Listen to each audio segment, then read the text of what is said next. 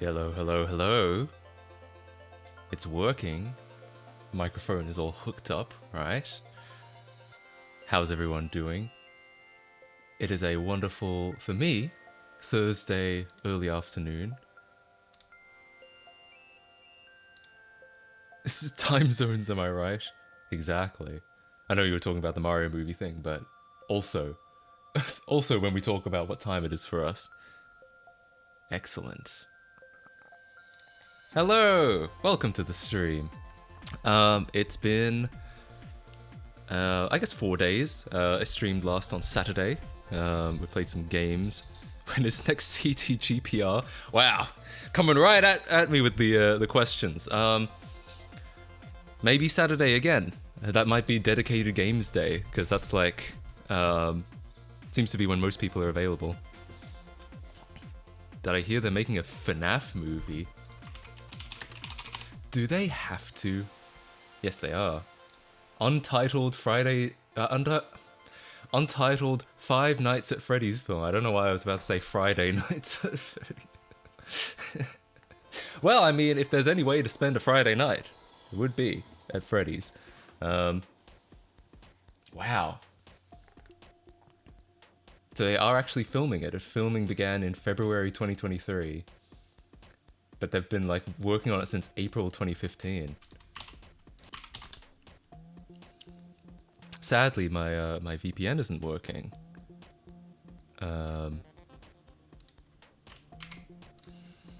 Which I use to open browser on stream. Hang on.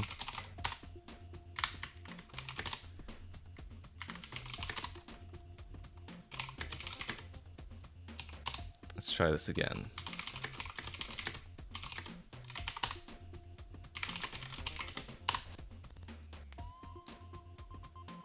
Well, never mind.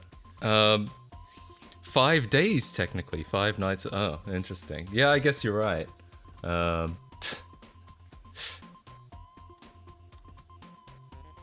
Hilarious. I mean, you know... I'll be honest, I'm not super into the Five Nights at Freddy's, like, lore. I know, I've seen, like, playthroughs of a couple of the games, but I'm not, like... I'm far from an expert on any of that. I know that the lore runs deep. I do know that. I know that, there's, like, fan fiction and shit about it, but, like, I don't know anything about that.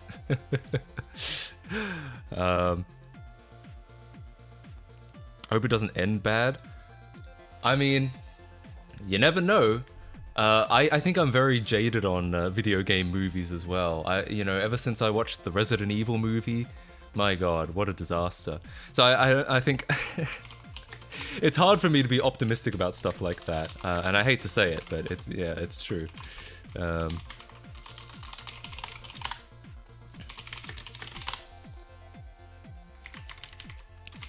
I'm trying to,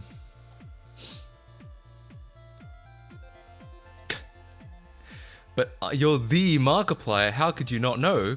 Yeah, true. You're not wrong. It's because I'm the discount Markiplier. It's because when you save some money on your Markiplier, that's the bit that you lose, unfortunately. It's sad to say, but it's true. Why haven't I changed matkc.com/live to redirect to Twitch? Because I haven't necessarily committed to Twitch yet. I think I'm still probably going to commit to Twitch, but I haven't necessarily committed to it yet. Man, are you taping the keyboard fast? It is true. I've been using tape this entire time. Thank you for noticing. Ask me any question about the game, I'll answer. It's okay. I don't have any questions about the game. I think it's a really interesting. I think it's a great idea, like the whole concept. Because I know that the history of the first game was that the guy made a bunch of like kid-friendly Christian games starring animals, and everyone was like, these animals are really creepy. And he was like, ah, shit, what have I done? This was supposed to be a nice game for kids. So instead, I'll use this talent that I've honed of making creepy animals to produce a horror game instead. I know that's how it came about, and I think what a brilliant use of your talents. That's really seeing, using your skills to the best of your abilities. So I'm absolutely. Oh, the rewards. Sorry, I keep forgetting to set this up properly, or set this up before stream. I keep forgetting to set up the overlay before the stream. I'm used to, on YouTube it was, when I was doing the mattkc.com/live or stream.mattkc stuff, it was all completely automated, so I didn't have to worry about anything. And now that I've kind of connected it all up to Twitch again, it is not completely automated anymore. And I could make it completely automated, but it's kind of like I said, I'm still not necessarily 100% committed to Twitch, even though that is what I'm kind of sticking to for now. Okay. Now, if we did the activation warning, sorry, I'll do it for you, because I didn't know you redeemed that earlier. There we go. I can't believe you didn't activate your MattKC. What kind of fan are you? You find it creepy, okay. I'll double down. Exactly. He's like, you think this is scary? I'll show you scary. And he did. It's true. If you aren't a fan of the games, the Resident Evil movies are great fun. No, I'm actually the opposite. I'm a big fan of the games, and I don't like the movies. That's what I meant by, like, that's why I said, that's what I meant by, I'm not very optimistic about video game movies, because because of things like movies like that one. Actually, my mom used to go to the pizza arcade place that he based it on, Showbiz Pizza. Interesting. That makes sense. I always thought everyone says it's based on Chuck E. Cheese, right? Like that's, but is it not? Is that not true? I ended up sending you an email about a week ago.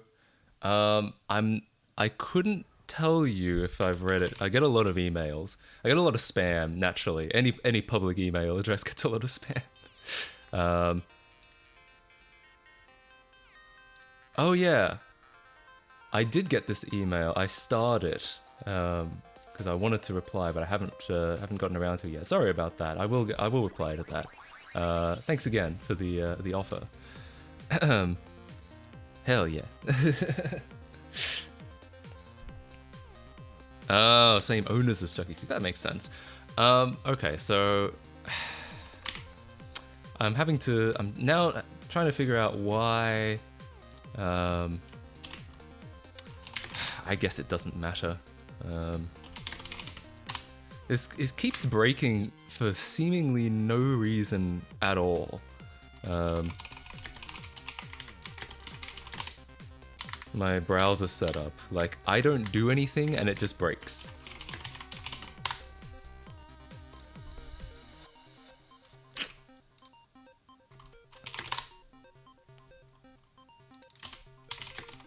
Because then I can, oh, no, I know what's wrong.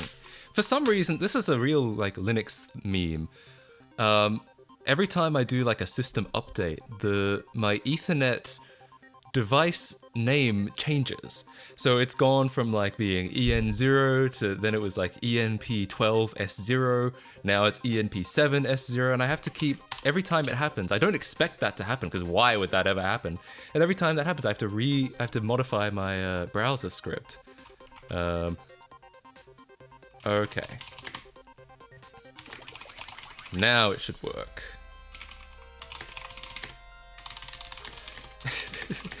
Currently, it is true, I am embodying that meme of a Linux user, like, Linux user installing a browser. And it's not, this is not because it's not my regular browser, it's because I run this browser through a number of, like, firewalls and VPNs for, like, utmost stream safety. And it's cool because you can do that sort of thing on Linux, but it does take some time. It does take some extra work. Hang on. Great, cool. That's funny, the whole point of doing that was so the names would be turned to change from ENs. Yeah, apparently not. I don't know why. I don't know what is changing, if like maybe the driver is updating, or if it's when I update the kernel or whatever. I have no idea what is changing. I just know that this has happened. This is, I think, either the second or third time that it's just changed, and I've had to figure out that it's changed and be like, oh, now I have to fix something. I don't know. Did you ever submit the Arthur Ready to Race run you did on stream? I actually didn't. Should I? Should I submit it? This is what I wanted to show. Now I can actually show fucking stuff on stream. There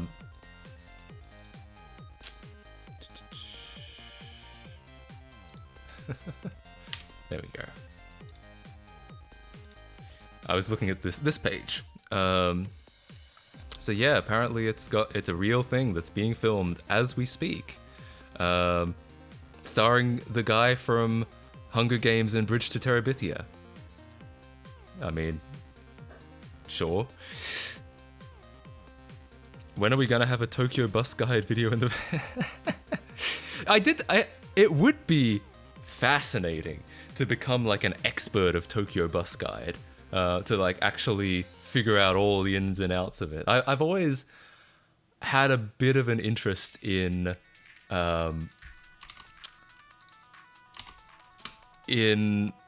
deep diving into obscure stuff. You know what I mean?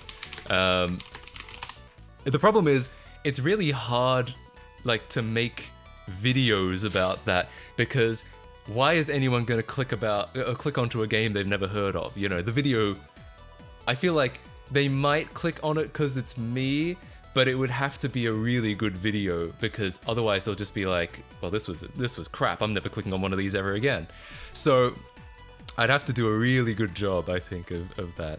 Okay, so we're on speedrun.com, we're on the Arthur Ready to Race page, and my run, I remember it was 59 minutes something. I remember that because it was literally like just sub 1 hour. Sadly, that does not appear to be very competitive. It would be the bottom attempt on this list. If the video doesn't do well, you can just retire. True. Yeah, I'll just... That'll be a threat to my audience. If you don't click on this video and enjoy it, I'm never making a video ever again. Take that.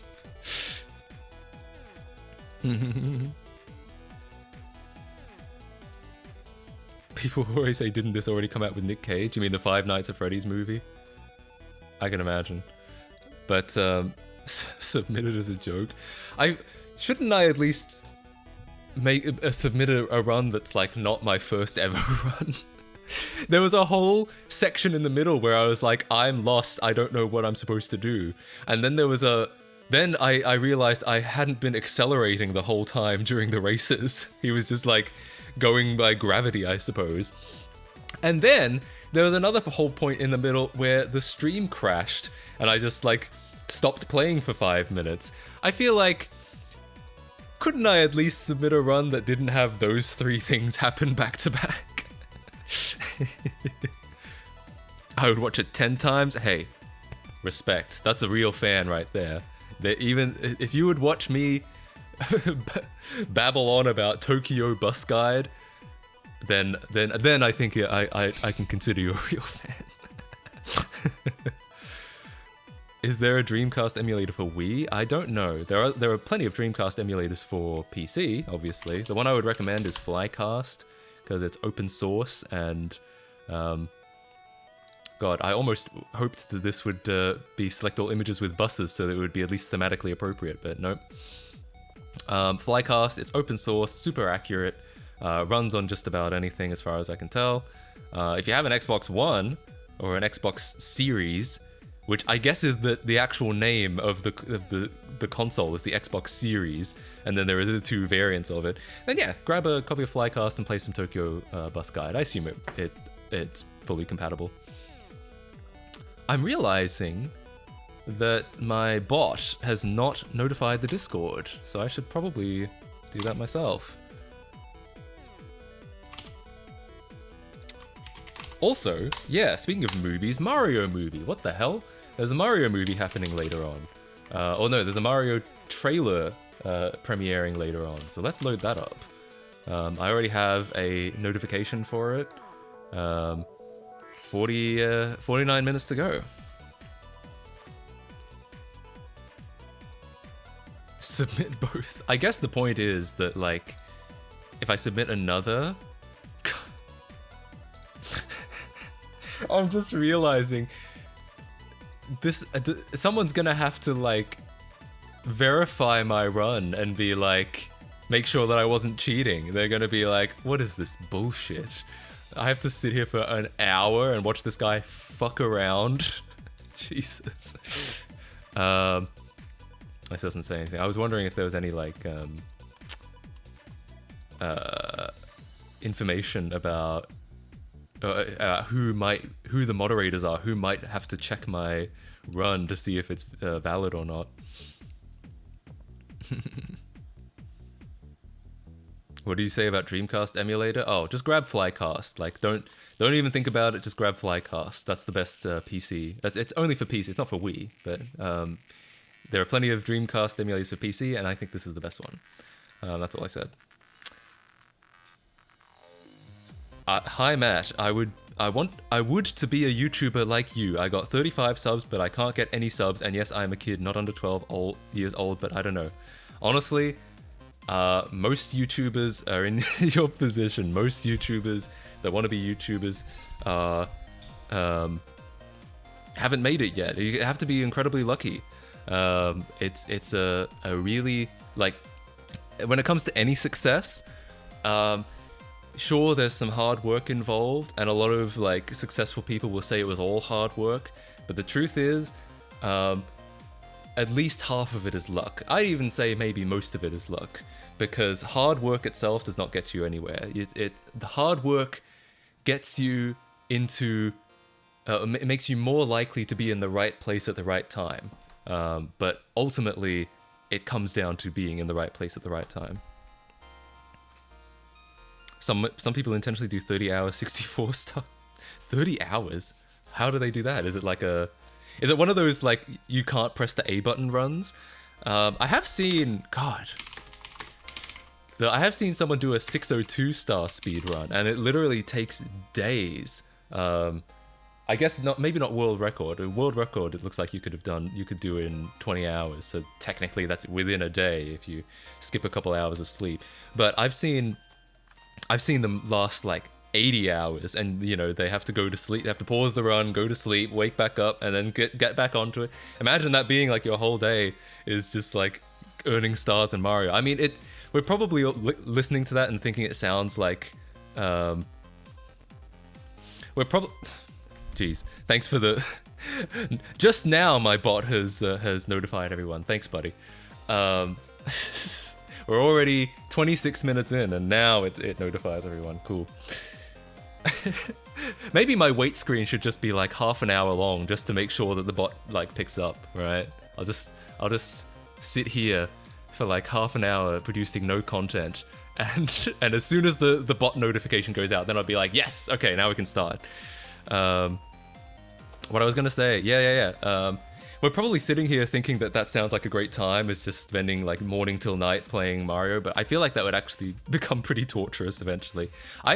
And maybe that's just me and my like ADHD mind. I don't like to do one thing for like a really long time. My like average gaming session probably is no longer than like 2 hours. I hear people who like they game for like 5 or 6 hours a day, and I'm just like, I don't know if I could do that. I couldn't imagine. I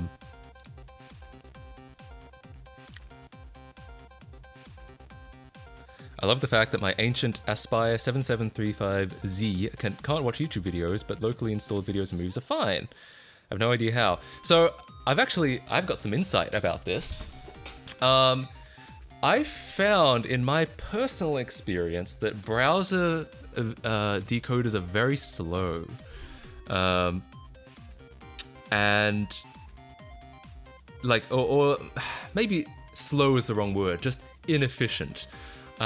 Especially the HTML5 stuff, which is not what you'd expect. You'd expect that the HTML5 stuff would be pretty good. But I remember, this was years ago. This is example number 1. I remember I was trying to watch YouTube on an old PowerBook G4 from like 2005 or 4, maybe even 2003. And I remember back then YouTube still had a split mode where you could make it play in HTML5 or in Flash. In HTML5, it absolutely struggled. It could not keep up.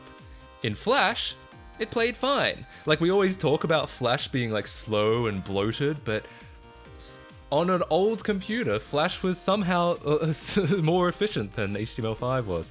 And more recently, on my laptop, I've been watching, sometimes I watch Twitch streams on my laptop, and I've been noticing that the CPU usage will get up to something like 10%. You know, not huge, but a chunk of CPU that is enough that it starts to warm up, fan starts to spin a little bit. I was looking at that and thinking, really? You know, I know that it's live and that it's HD, but like, really? Does it have to be? Does it have to take that much CPU? And so what I did was, the player known as MPV, this one, no, not this one, this one, has the ability to, oh nice, they're watching Titanic, has the ability to stream YouTube videos and Twitch streams. And I realized that if I played them through MPV, then the CPU dropped way down. Yo, Old Squinter, thank you for the Prime set. Hey, I'm doing well. It's great to be talking with you guys again. Thank you so much for the Bezos bucks. Remember, it is always morally correct to make sure those $2 do not go to Amazon and instead go to me or someone else. Anyone, any Twitch streamer, really.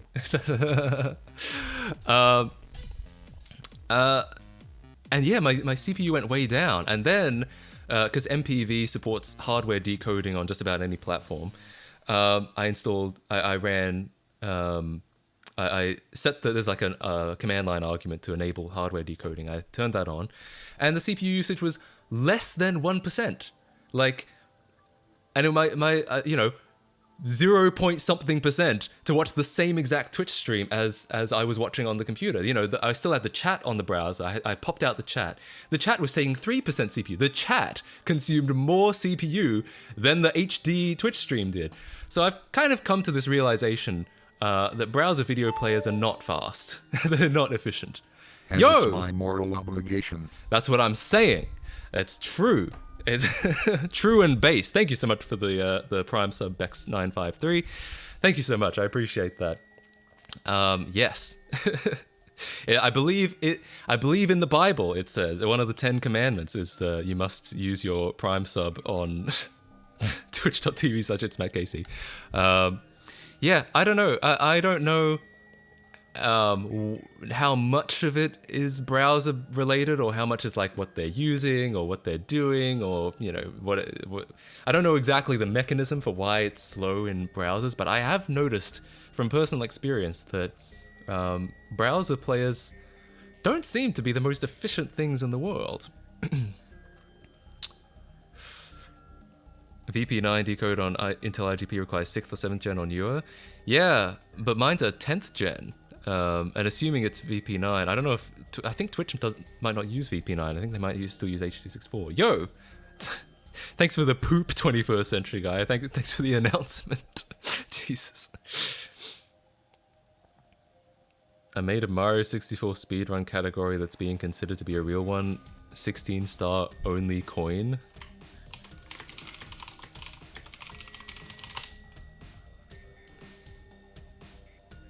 I see.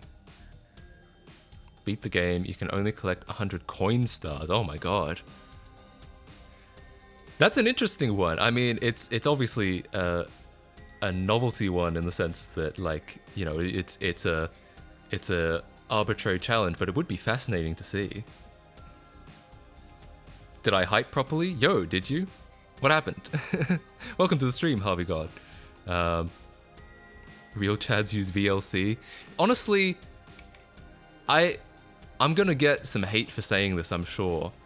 I'm not the biggest fan of VLC. I mean, in my opinion, VLC has a very mediocre UI, and it's too mediocre for the amount of users that it has.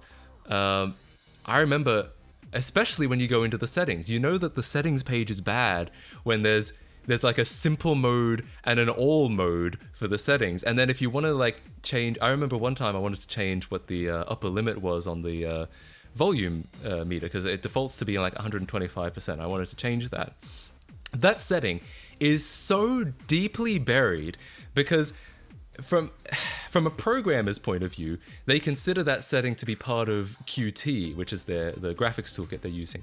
So you go through the settings, and it's not like under interface. Instead, you have to dig through, it's under Qt. So you as a user need to know that their graphics toolkit is Qt, and that therefore they would have thought it was logical to put that setting under the Qt setting.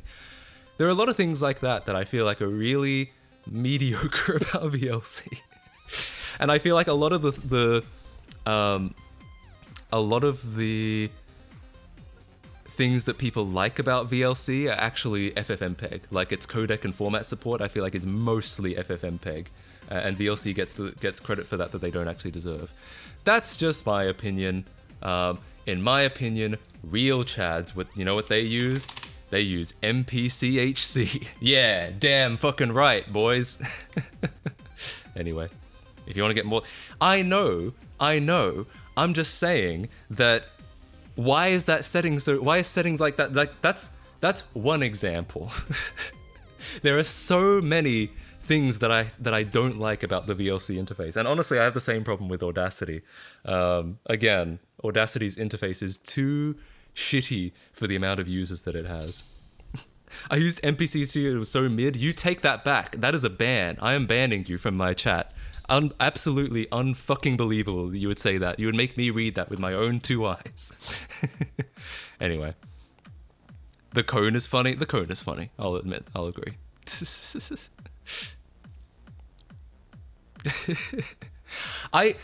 Again, my main problem is not... Okay.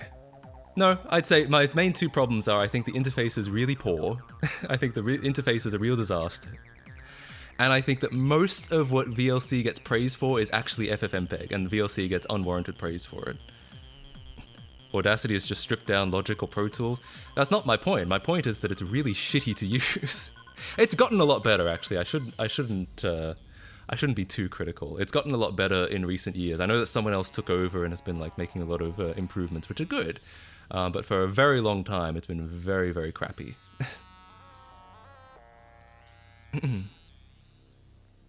Best Mario Kart Wii. No question. You're Elite Hacker, you should fix VLC. Or I could just use something else. I don't have to spend all my time on fixing other people's messes.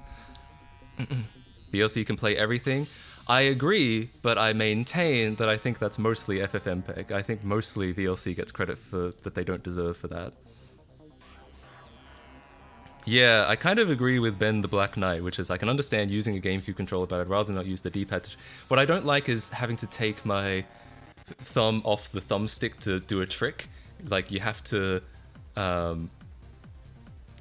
yeah, you have to stop steering to do a trick, and I don't love that.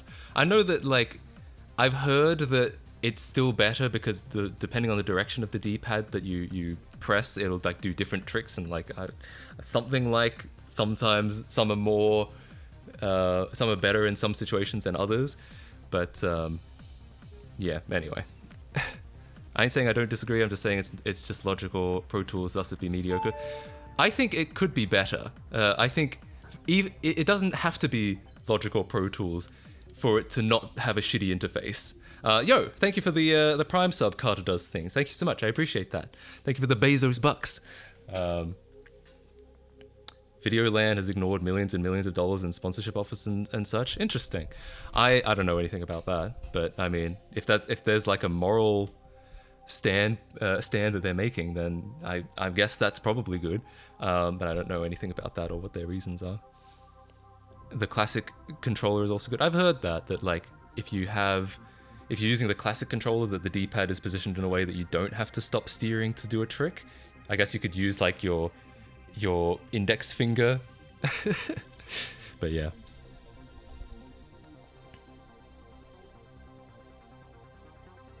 I'm planning on making my first game in Unity. Got any tips? Not really. Unity is really easy. I feel like Unity is like... I feel like it's very approachable. I don't feel like you'd have any trouble. Funky Kong is coming to Mario Kart 8. That's kind of cool. I don't play a lot of Mario Kart 8, but hey, I'm down with Funky Kong.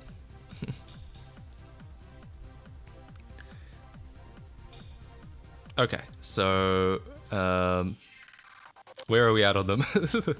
The final trailer for the Super Mario Brothers movie, 33 minutes, 2 p.m. my time. Obviously, that's my time zone. Oh, they actually have it written in here. I guess because this is Nintendo of America. So yeah, not bad, not bad. Yeah, are they adding? Aren't they adding tracks to it as well, or is it just characters? I heard that they're doing like another DLC. I don't know if it might have just been rumors though. I don't know if it was a. I don't know if it was confirmed. Your incorrect time zone. How do you have an incorrect time zone? You just have a time zone. Also, this light theme is killing me. Get that shit out of here. All right. Oh yeah, Mac OS 10. I haven't gotten to that yet. In fact, what I wanted to talk about before we got to that, gotten sidetracked by hating on VLC. I got my wisdom teeth. No, not all of them. I got a wisdom tooth out, which is always a good time. That's. But I've been told for years. I almost thought that I wouldn't be able to stream because of it, because I've been kind of knocked out these past couple of days because of it. Thankfully, I feel pretty good today. But I've been told for years that I might have to get my wisdom teeth removed because they're so far back and they're almost impossible to clean. And lo and behold, as it turns out, one of them had a cavity that was so deep they were just like, well, we can't fix that, so we think you should remove it. And I was like, yeah, you're probably right. So had that removed, and it was really, really, it was apparently really difficult. Apparently, I have some strong teeth. I mean, to be honest, I have really big teeth. I'm sure you could tell because I think they even look big, but my teeth are so big that I've already had 4 teeth removed, like one on each side. So I'm already down 4, and I may be down another 4 depending on how these wisdom teeth go, which means I may be in a position where, you know, the average person has 32 teeth. I have 27 now. I may be down like to 24. I may be down 8 teeth because my teeth are so big that the remaining 24 are a normal person's mouth. That's how big my damn teeth are. I don't know if there's any advantage to having big teeth, but I'm kind of proud, to be perfectly honest, because my the dentist was. It took a while, There was a lot of it's a little bit nightmarish. If you've never had your wisdom teeth removed, it is a bit nightmarish having people like standing over you and like yanking your teeth out. And I was, but you know, thankfully they numbed me up, so it was like as outside, it was fine outside of the emotional like Jesus Christ. And it took a while, and I remember, and I overheard her in the next room. She left, and she, you know, started talking to someone else in the office, and she was like, "Man, that was really tough." And I was like, "Damn, sorry about that, but also cool. You know, I grew these teeth myself. They're strong." So yeah, great times. So I was worried that like I'd feel a little bit too, because I was surprised it takes a bit of a toll on you, that this whole like, I don't know if it's just the healing or if it's because of all the like blood that you swallow. Sorry, that's gross. But I felt yesterday I felt pretty sick, pretty nauseous. Like I didn't feel a lot of pain, thankfully. But yeah, I was worried that it would be like that today, but thankfully not so. Also, the direct has soft started. It's half an hour before. So it's actually a stream now. It's actually a video, even though it hasn't properly started. We'll keep it on so that when it starts, we will hear about it. Aussie strength, yeah, bitch. How the fuck were you not knocked out for 2 weeks when I got mine out? I was down and out for that long. I mean, to be fair, I only had one removed. The rest, they were like, they're all right for now. We'll see. You know, in the future, you might have to have them removed. So I only had 1 of 4 removed. But yeah, I can imagine. Like I was not feeling today. Like I said, I'm feeling surprisingly all right. But yesterday, I was like, I remember I was getting invited out. I was like, hey, a friend was like, hey, I'm close by. Do you want to play some Super Smash Brothers or something? And I was like, ordinarily, yes, but I'm actually bedridden at the moment. I'm not having a good time, so sorry about that. Taste the iron. Yummy. Is there going to be a new YouTube video? No, he retired. That's not true. There is a video on the way. Well, there are always videos. I mean, technically, there was a video like a week ago. There was the setup tour. But in fact, I'll be honest. I actually mentioned in that video what I'm planning to do. So if you're interested, maybe you should watch that video. My face was super swollen. Mine was a bit swollen on the first day. Like I could tell that it was just a bit like puffy. The next day, I don't think it was so bad. I've had a not a bad recovery considering how much effort it was for the dentist to remove the tooth. Like you would think that something like removing something that thick would be like the recovery would be worse, but it's been after 2 days it's not so bad. I mean, I'm trying to keep up with like all the hygiene regimens and all that shit, so having some delicious salt water in my mouth. Yummy. Did we ever send out a notification for the tour setup in Discord? I don't know if we did. We may not have. But to be fair, I mean, as far as the videos go, the Discord doesn't make a huge difference because the Discord is, how many people are in the Discord? A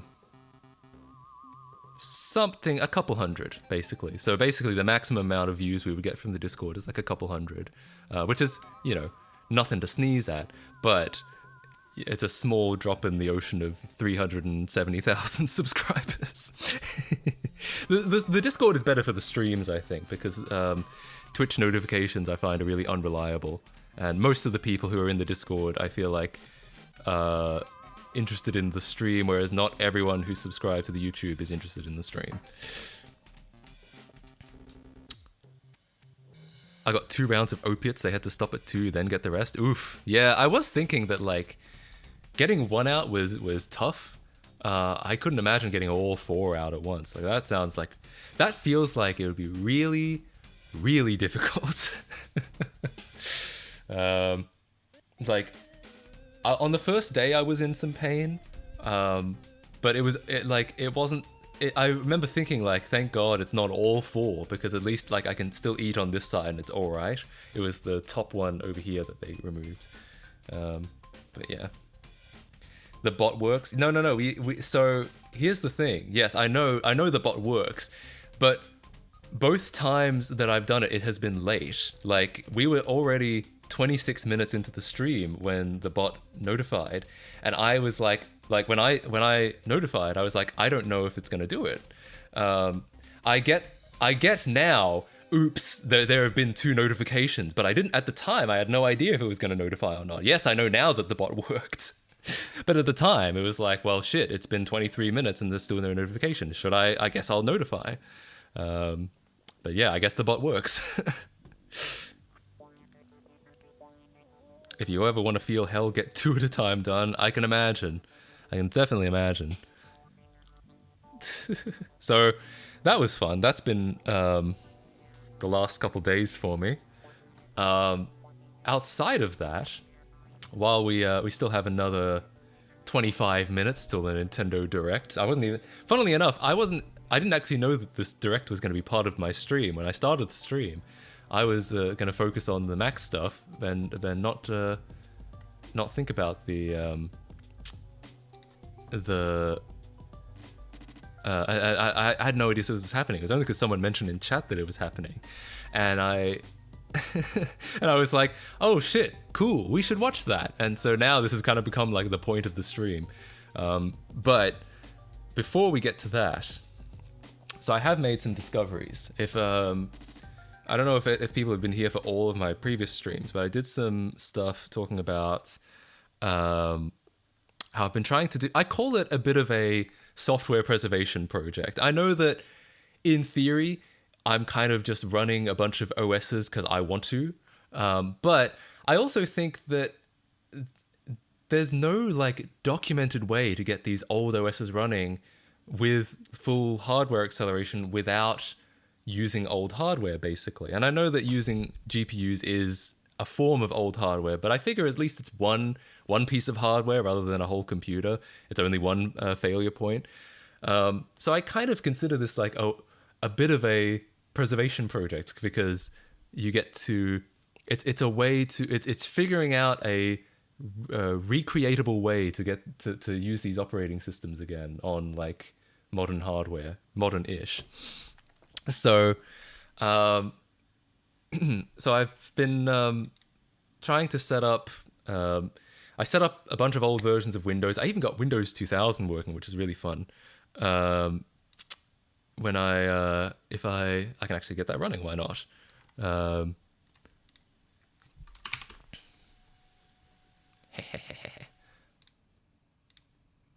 we're not interested in the Direct just yet.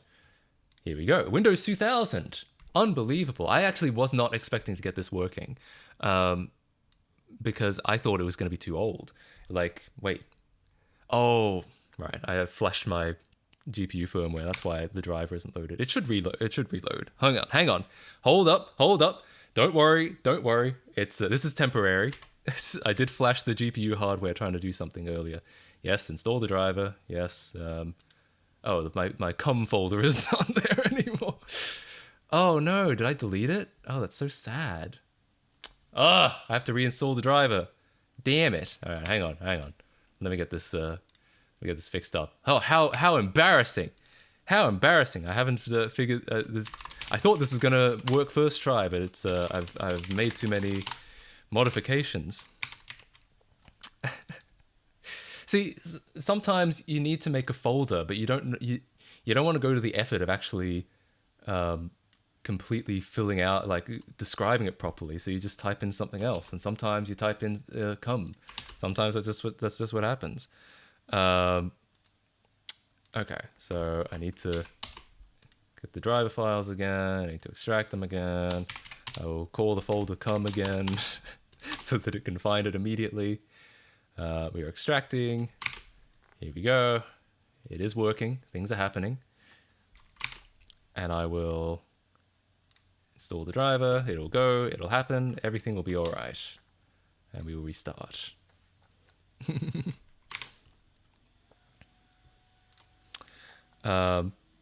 Little off topic, but I was training legs today and almost passed out on the leg press at 253 kilograms. My vision was blurry for 5 minutes. Oof.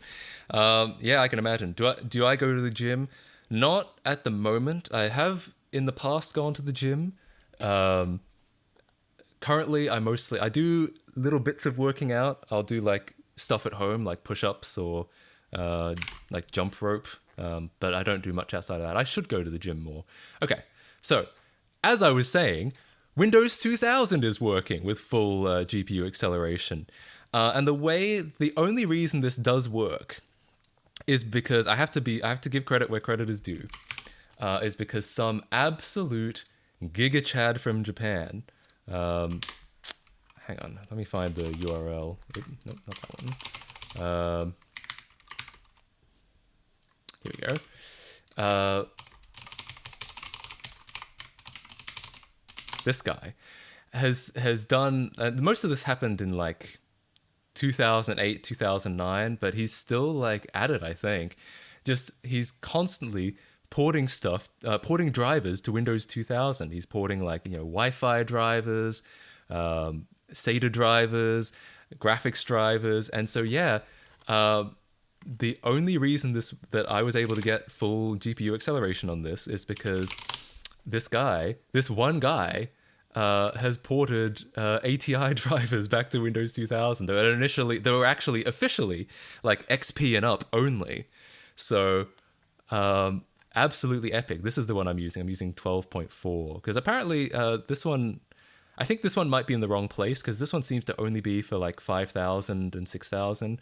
So this is the driver I'm using. If you want to use a ATI 2000, 3000, 4000 GPU on Windows 2000, you're only finding XP drivers, look no further. This guy has you covered. So straight up, I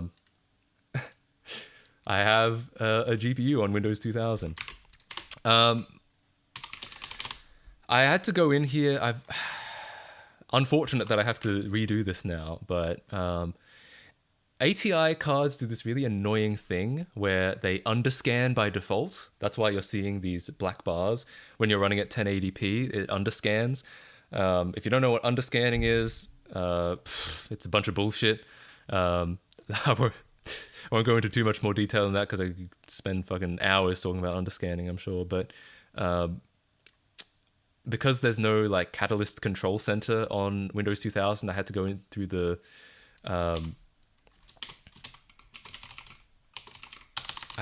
registry and like modify it directly. I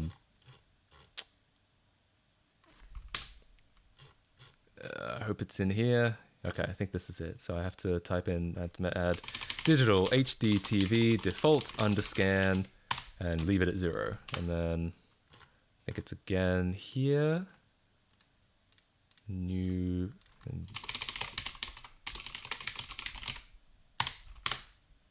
And oh, right.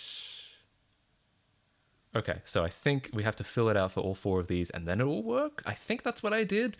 Again, I wasn't expecting to have to do this again, but I guess it's good that I'm like remembering so that so I can write about it at some point. And then it will fill the screen so we can actually get a proper 1080p feed. Pixel 1-for-1 pixel perfect 1080p feed. I think that's it. And now if I reboot, it should work. If it doesn't hate me, if the universe does not hate me, it will work. Do you have the tool he made that is able to update the system information? I don't know. I mean, I don't know anything about this blog except for what I've discovered, which is like the ATI driver, and there we go. Hot! Unbelievably sexy. Look at this shit. Oh, I am jizzing right now. No wonder. That's why I call the folder cum, because that's what I do when I see it in full res 1080p. Beautiful. Let's run a D3D test. Hopefully it works. I assume it'll work. Yeah. Software rendering. Oh, that's not what we're here for. We're here for hardware rendering. Oh, but do I have to actually watch? Okay. I think I have to actually watch the software render to get to the hardware render. I did. Hardware rendering. Oh, I mean, it's the same exact fucking cube, but yo, it's using the GPU. Unbelievable. All right, so it's cool. I'm collecting this shit like Infinity Stones, you know? Windows 2000. I wasn't expecting to get this to work, but it does. It works really well. So I don't think I'll have any luck getting any lower than this. I don't think 9X is going to work. I don't think NT4 is going to work. So I'm going to be sane and leave it at 2000, but hell fucking yeah. If there are any Windows 2000 games you guys think that I should play other than Pinball, which is not hardware accelerated, or Minesweeper, let me know and I'll give it a shot. Yo, let's play some Minesweeper live on stream. That's the kind of content you guys subscribe for, right? Right? That's what you want to see? Well, these two are definitely one. Excellent. This is definitely one. It's definitely one. There's definitely one. Great. Aren't you enthralled? All right. Lego Island. We could install Lego Island. Lego Island, I feel like the problem with it is that, as I've learned from my research into the game, it was mostly designed for software rendering. Like there was this phase in the late 90s where GPUs existed, but they weren't very common. So even 3D games like Lego Island and Trespasser was another one. They threw in hardware support, but they kind of threw it in at the very end just because they were like, oh, you know, I guess we should support these GPUs that are coming up. But for the most part, it was designed with CPU rendering in mind. So at the time, there was some, you know, the hardware rendering helped with performance, but it was not like the preferred way to play. And today it's obviously a lot worse. Like it hasn't aged very well. It breaks a lot on modern computers. So I kind of feel like software rendering is how it's supposed to be played. And the same with Trespasser. There's actually a lot of people that, if you know anything about Trespasser, it's kind of recommended to stick to the software renderer because it's like, not only is it more compatible, it's also just like prettier. Like they put more effort into that renderer. So yes, obviously you're right. I should play Lego Island, but I almost feel like that's a bad symbol or of a hardware accelerated game because it wasn't designed for it.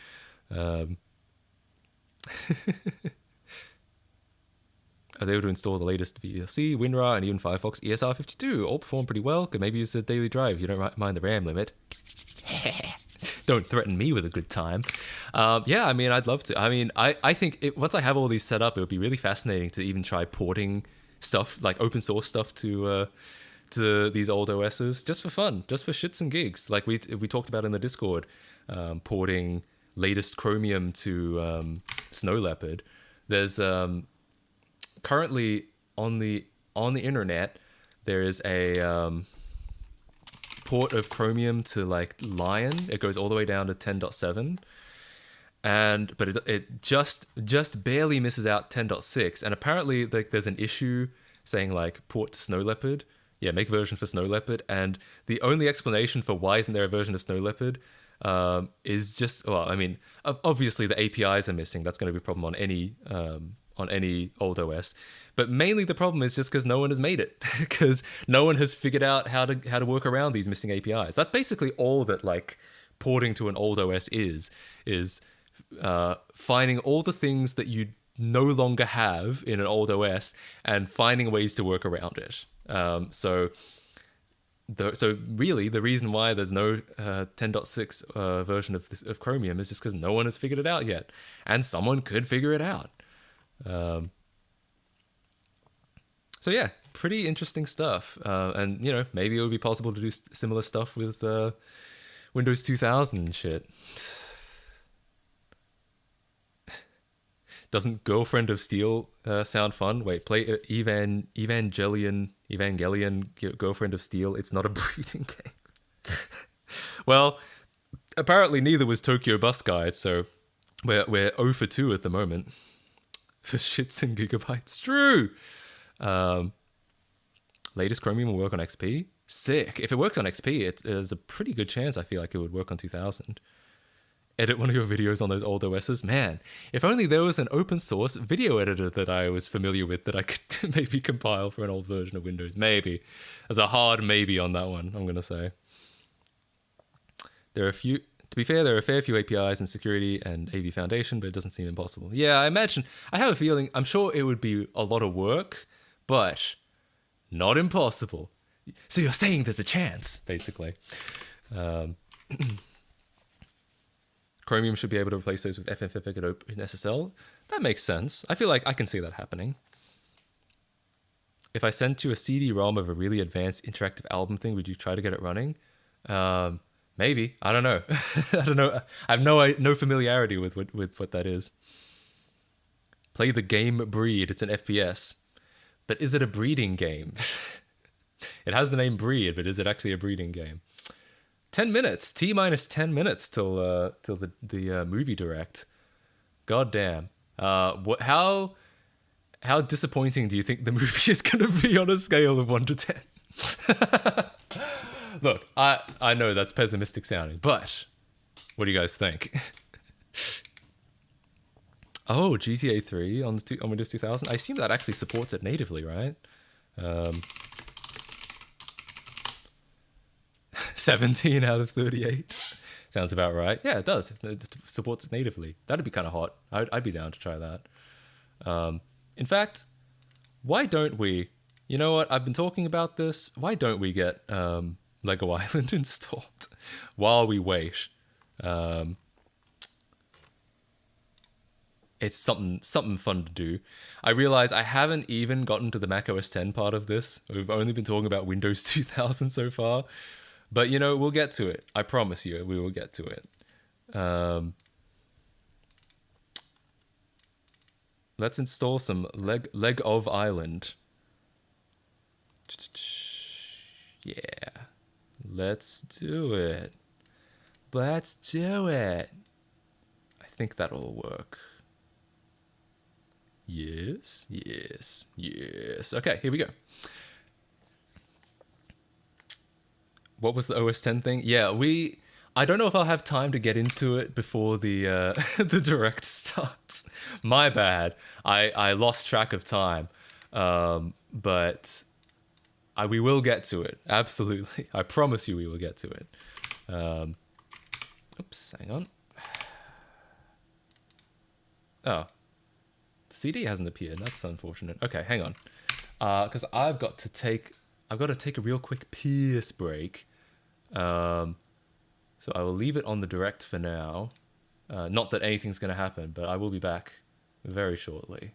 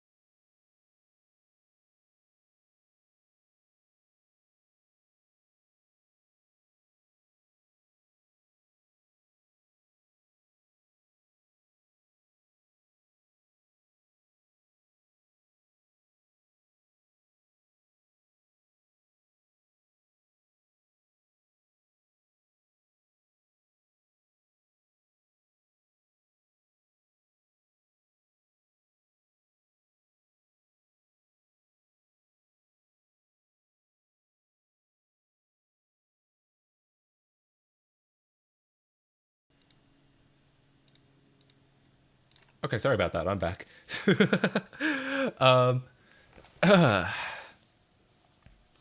Getting flashbacks to the time I had to explain Mario taking a piss. It's true. Let me update the title because we're doing the we're doing the Mario movie final trailer now, and then as it turns out, I'm doing the Mac OS X stuff later. So.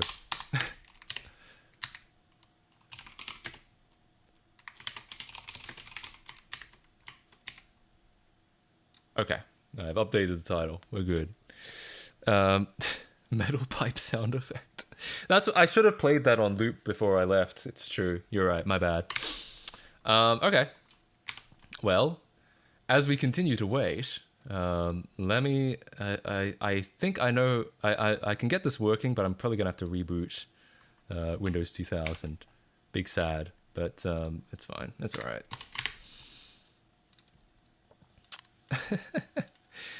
Installing Lego Island live on stream. Isn't this the content that you subscribed for? Okay,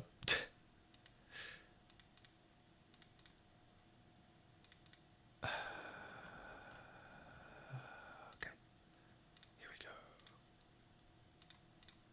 All right. It's a bit of a deficiency of QEMU that like, and with Vert Manager that you cannot.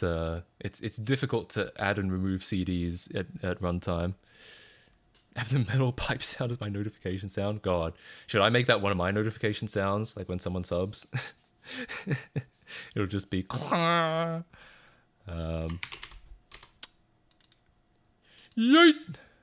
Oh, there's no sound. I forgot that I haven't got sound piped through to my host yet. In theory, this does have sound. Like it would have sound, but I don't have any. All right, hardware accelerated mode. I apologize for the lack of sound. I'll just have to play some manually.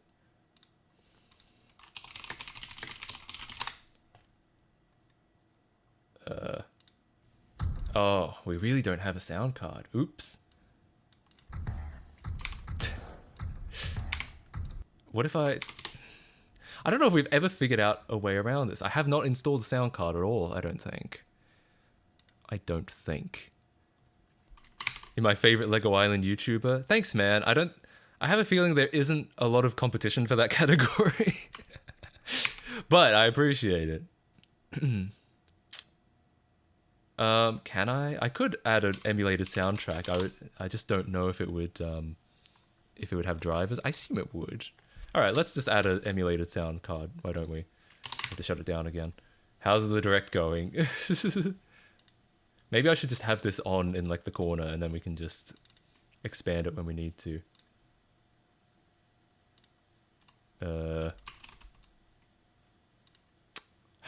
Is there really no other way to do this?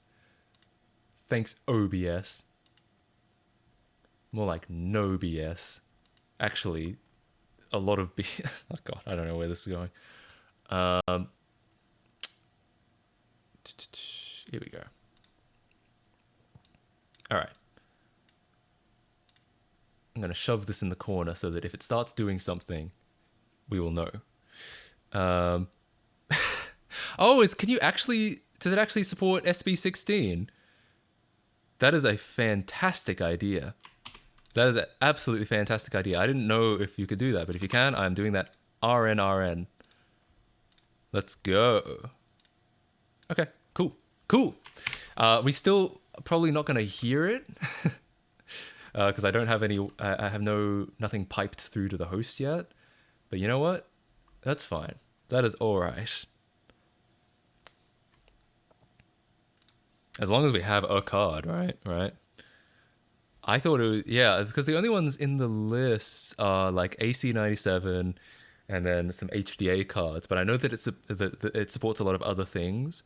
I just didn't know what. So thanks for the tip. Let's see if it picked it up. Apparently not yet. Huh, weird. Is this it? Is this something else? Huh, weird. Strange.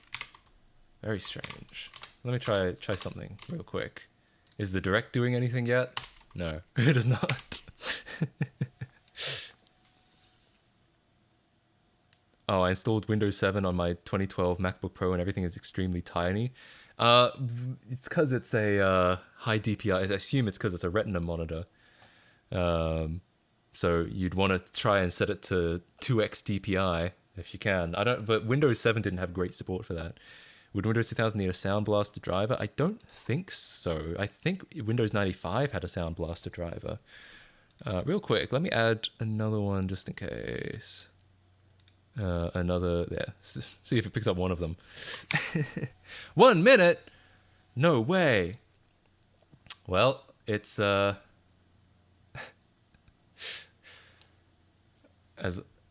soon as it starts. Hang on, I'll unmute it.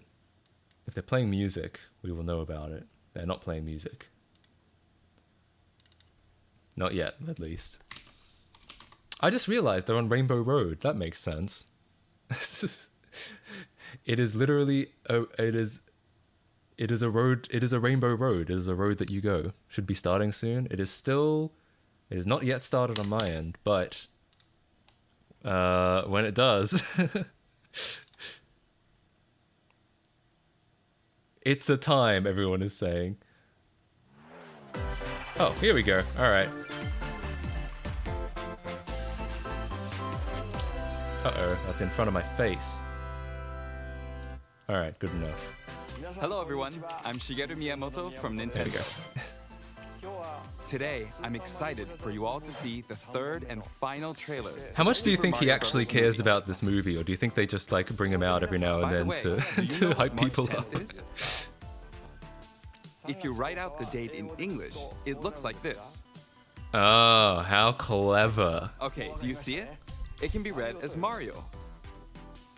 That's why many fans call it the Day of Mario, Audio muted. otherwise known as Mario Day. We thought this day would be perfect for releasing the final trailer. He probably so that's hates why it we 'cause chose he's- it this time around. Due to That's kinda what I time feel differences, like. Oh. It's the day before in some Shut up, Matt, we nations, wanna but hear it. My I bad. hope you'll enjoy it all the same. On this special day, I'm joined once again by Chris Meledandri. Hello, Chris-san. Thank you, Miyamoto-san. After Make sure you can 6 see the years of work, subtitles. Nintendo and Illumination have finally wrapped post-production on the Super Mario Bros. Movie. Now, nearly 600 people worked on this film, from our animators in France to the Nintendo team in Japan and our Illumination team here in the United States. And it pushed think we're getting the a Chris technical Pratt and cameo? artistic capabilities of our studio to new heights. Anyone from Deepfake. anywhere at any age Yeah, maybe. can find something to love in this film. But I know the people watching this direct are going to love it the most. After the trailer, I've asked our directors Aaron Horvath and Michael Jelinek to share a few insights. So please Did it really take stick 6 around years? for that. But first, let's say hello to our cast. Yes! Nintendo Direct. Finally! Happy Mario Day. It's exciting to be here with you all to celebrate the Mario Brothers. Don't forget Luigi is a Mario Brother too, so don't be afraid to celebrate the Green Man if you choose to. I really appreciate you saying that. Yeah. Green Mario. And if you choose to celebrate Donkey Kong, that is also acceptable. Or Toad. Yeah. No, okay, it's Mario Day, not DK Day. So let me get this straight. It's okay to celebrate Luigi on Mario Day. I but love not scripted DK banter. Toad. It's Mario Day. You know, Luigi's a Mario brother, so. I don't know, Charlie. It feels a little bit unfair. Come on, can Luigi get some shine just once? You know, back me up here, Chris, right? I'm gonna stay out of this. Let's go to Anya and Jack. Hello again, Nintendo Direct. Anya and I are here together to prove that despite our on-screen differences, we're actually totally cool in real life. Yeah, absolutely. We're so cool, in fact. I love that how Anya has they probably agreed had to officially scheduling proclaim conflicts this day and they're as wallpapering Bowser Day over that with the 2023. script. Why they had to be in That's two right, separate Mario Day is shots. Canceled. You're welcome. I never agreed to that. Can we cut that part where she disagrees? Please don't cut that part. Come on, Bowser Move my Day is cam. Awesome! Do you want to see Jack Black's belly that Alright, much? everyone. Honestly, understandable. Relax. Let's agree that Mario Day is for everyone.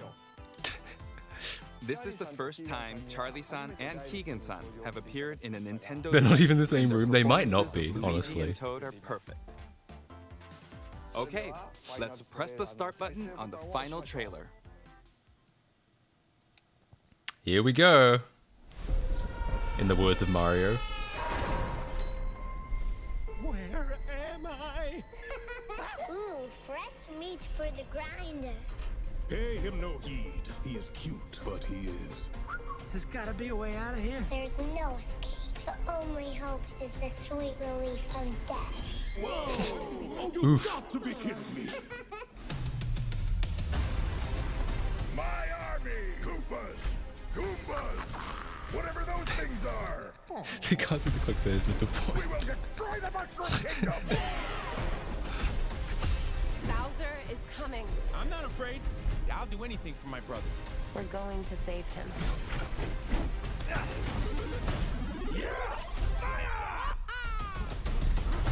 You asked for it.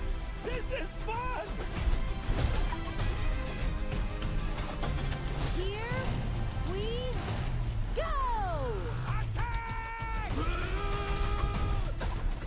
Let's end this.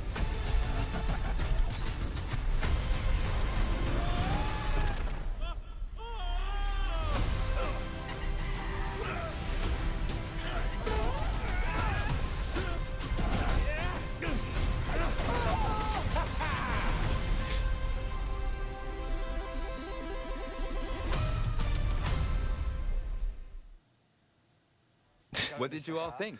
Very early subtitle. Today, we'll also hear from Aaron and Michael, the directors of this movie. Aaron-san, Michael-san. Hello, Nintendo Direct. I'm Aaron Horvath. And I'm Michael Jelinek, and we're honored to be the directors of the Super Mario Brothers movie. We wanted to take a second to talk about that Rainbow Road footage you just saw. In Mario Kart, Rainbow Road isn't just beautiful to look at, it is also one of the least forgiving courses in the game. As super fans of the Mario universe, we wanted to recreate that same sense of danger and epic scale on the big screen. We also brought in artists who specialize in vehicle design and worked closely with Racist the team Mario, to oh create no. some new carts that felt organic to the Jungle Kingdom while still inspired by the iconic game designs. Our passionate artists outdid themselves in the execution. We improved our lighting and rendering technology to elevate this movie beyond anything They're just bad at the game. We're True. excited for how this came They out. just didn't Can't wait practice for you to enough when they were experience it kids. In theaters, April 5th. Back to you, Miyamoto-san. Thank you, Aaron-san and Michael-san. As Chris-san confirmed earlier, post-production is finally done and the movie is complete. It releases next month, and currently it's being localized for different countries. Some regions have already started selling advance tickets. I hope you'll go to a movie theater with family and friends and cheer for Mario's team. For those in the US, I have one more thing to share. For Mario Day, we recreated the boots that Mario wears in the movie. No way. Not the They'll boots. be displayed at Nintendo New York starting March 10th, so if you have a chance to stop by, please do take a look at them. Please look forward to the Super Mario Brothers movie. Cool. So I was a little bit confused. I realized halfway through I was a little bit confused because they were talking about March 10th, and I thought that's when the movie was coming out. But no, they mean that's today, because that's what the day is in Japan, time zone wise. It's the 9th for me, but it's the 10th in Japan. Now I understand. Okay. Well, that was kind of boring. I wasn't expecting much. Here's what I think. Okay. Let me get this. Let me put my webcam back in the same spot. So here's what I think about this movie. I think it looks gorgeous. The CGI is very high quality. There's clearly a lot of money that's been put into this movie. I'd even argue it might be a good movie. That being said, do I think it's really going to be a video game / Mario movie? I'm not super sure. I feel like, so I kind of feel this way about the Sonic movie as well, that I kind of read that, and people are probably going to hate me for saying this, I kind of read it as Sonic fan fiction, in that it's Sonic, but I feel like it has almost nothing to do with like the actual character or the actual games. And I kind of get the same sense about the Mario movie, that it's going to be, it's my kind of, I guess, concern is that, you know, it'll be high budget, it'll look great, it'll probably have a coherent story and all of that, but it might be like, I have a concern that it's just going to be like generic American animated movie that's vaguely Mario themed, and it'll have some morals and a happy ending, and it'll be great, and the kids will really love it. But that it's not going to be anything more than that. That's kind of how I feel about the Sonic movie, and that's kind of how I feel about when I watch the trailers for the Mario movie. Now, who knows? I don't mean to be a downer. I don't mean to be pessimistic. Like I said, it might in fact be a good movie. There are plenty of people. I would argue that the Sonic movie, you could call it a good movie. I just don't necessarily know if I'd say it's like a Sonic movie or like the Sonic movie. It's just a it's an American fan fiction Sonic where it's just like, this is what the Sonic universe could look like, and it's like, all right, sure. But as far as I feel like anything that's it might be that I'm just expecting too much. Like, I'm expecting something to be... Obviously, these movies are not, like, story movies. I mean, these games. Obviously, these games are not, like, heavily story games. Except for, like, Sonic 06, when Sonic tries to do, like, extreme story beats. So I might be expecting too much to be, like, this is going to be an in-canon movie that's going to really contribute to the storyline. But, yeah. So I'm sure it'll be enjoyable. I'm sure the kids will love it. That's my conclusion. What do you guys think? How do you guys feel about the Mario movie? Halo movie when? Be careful what you wish for, you might get more Master Chief ass. I have a feeling, yeah, they probably think that the Paramount Plus series is the movie. Because that's kind of a thing with, like, subscription service shows, is that they're like, it's kind of a criticism sometimes, is that they're not real shows. They're like 10-hour movies that have just been like cut up. So I feel like if you ask them like, when are they going to make a Halo movie, they'll probably be like, well, we already kind of did.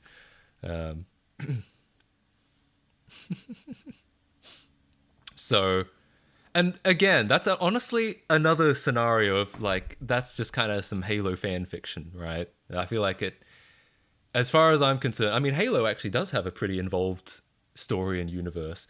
And I'm pretty sure the writers of the movie said quite specifically that they didn't look at any of it. What was the actual quote?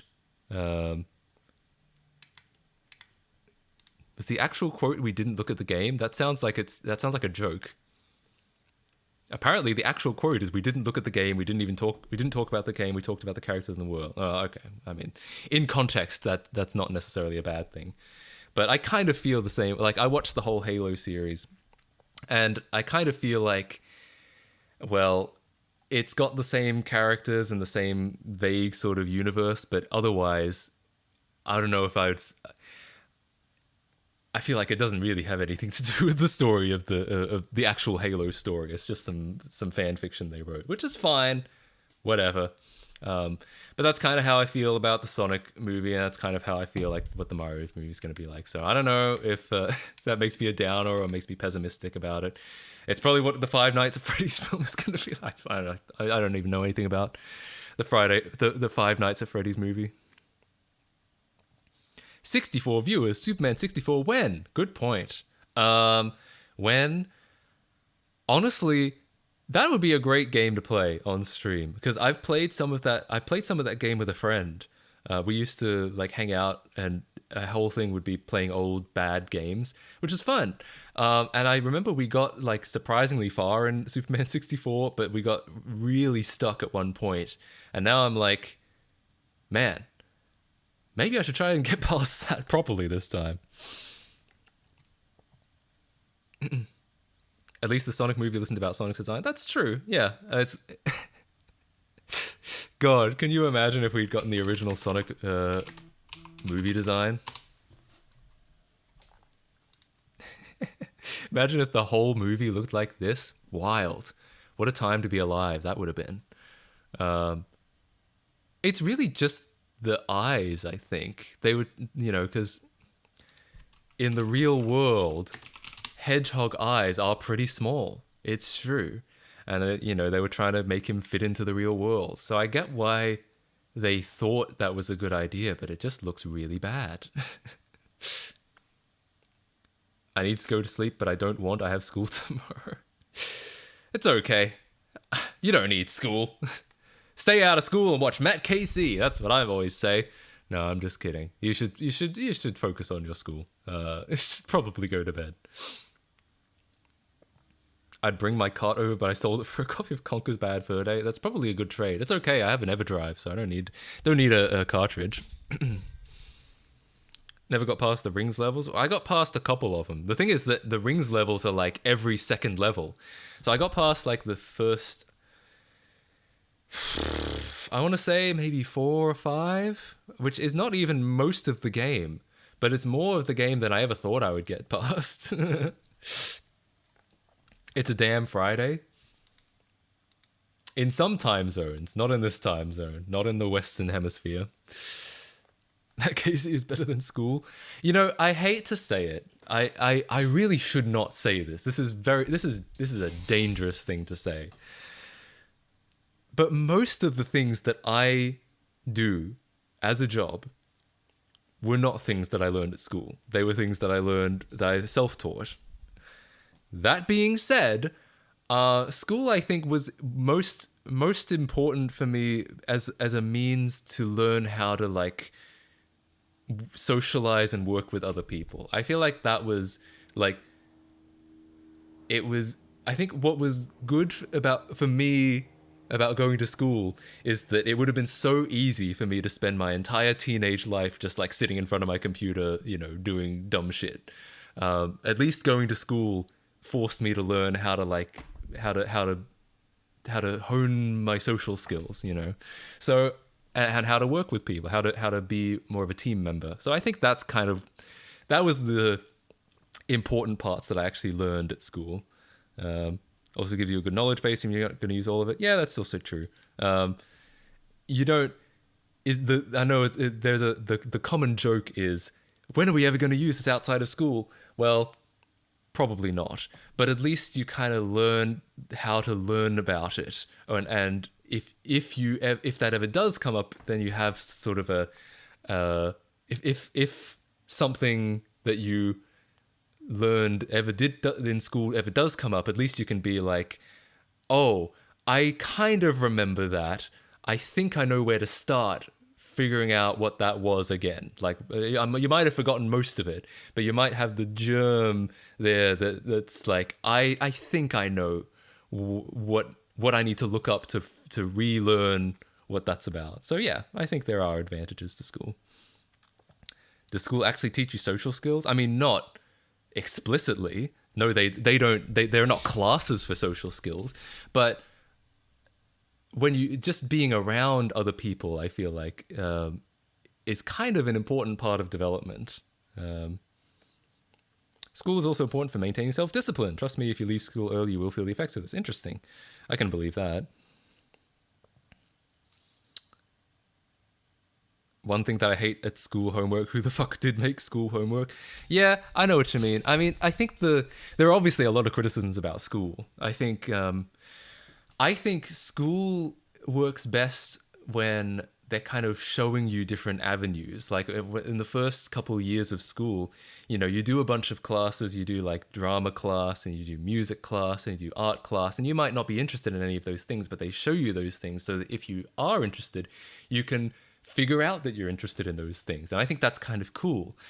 Where I think it kind of falls apart is that if you happen to not be interested in those things, you fail, and it's seen as a bad thing to fail, and it's kind of considered a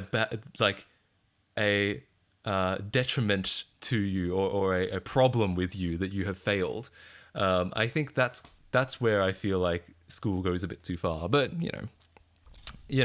like I said, there are a lot of criticisms you could make about the education system. There are a lot of pros and cons, a lot of all sorts of, there's too much you could say about the education system, basically. When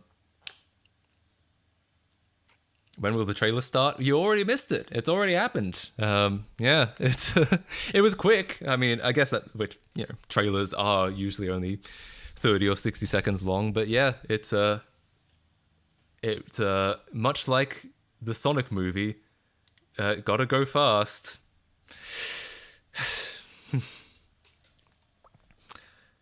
That's how it's done in the UK. Year 7 to 8 is like that. In year 9 to 11, you choose 3 subjects you do besides English, math, and science. Yeah, there was like that in Australia as well.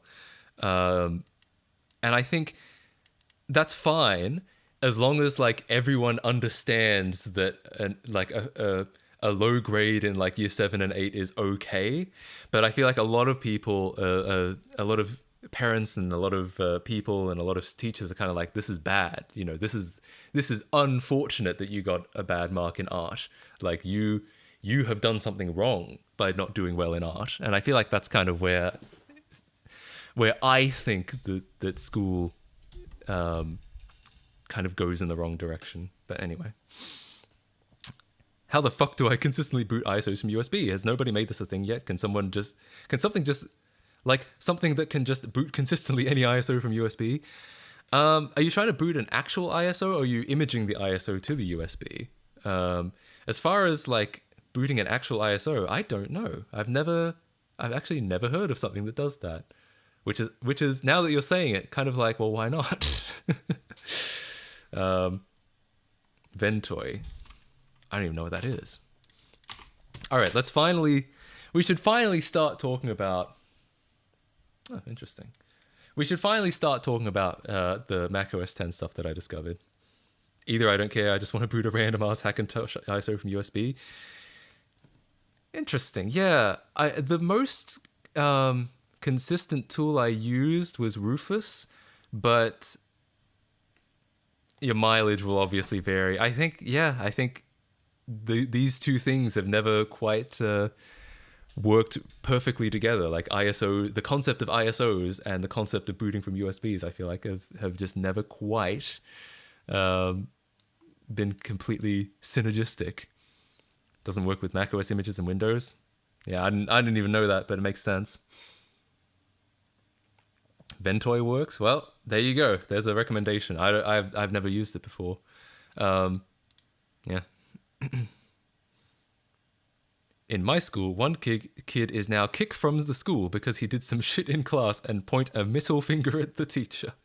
Classic stitch up. Okay, so let's talk about macOS 10. Welcome to another installment of everyone's favorite TV show, Operating Systems. Excellent. America's favorite TV show.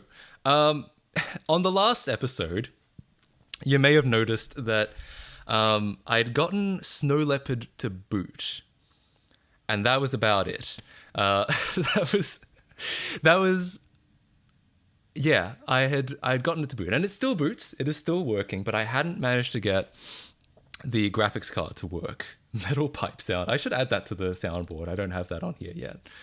And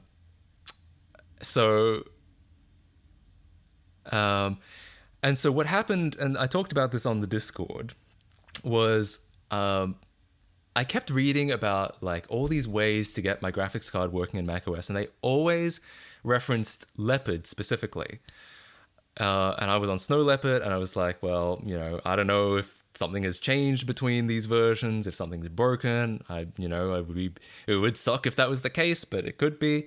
So I thought about installing Leopard, but it wouldn't boot.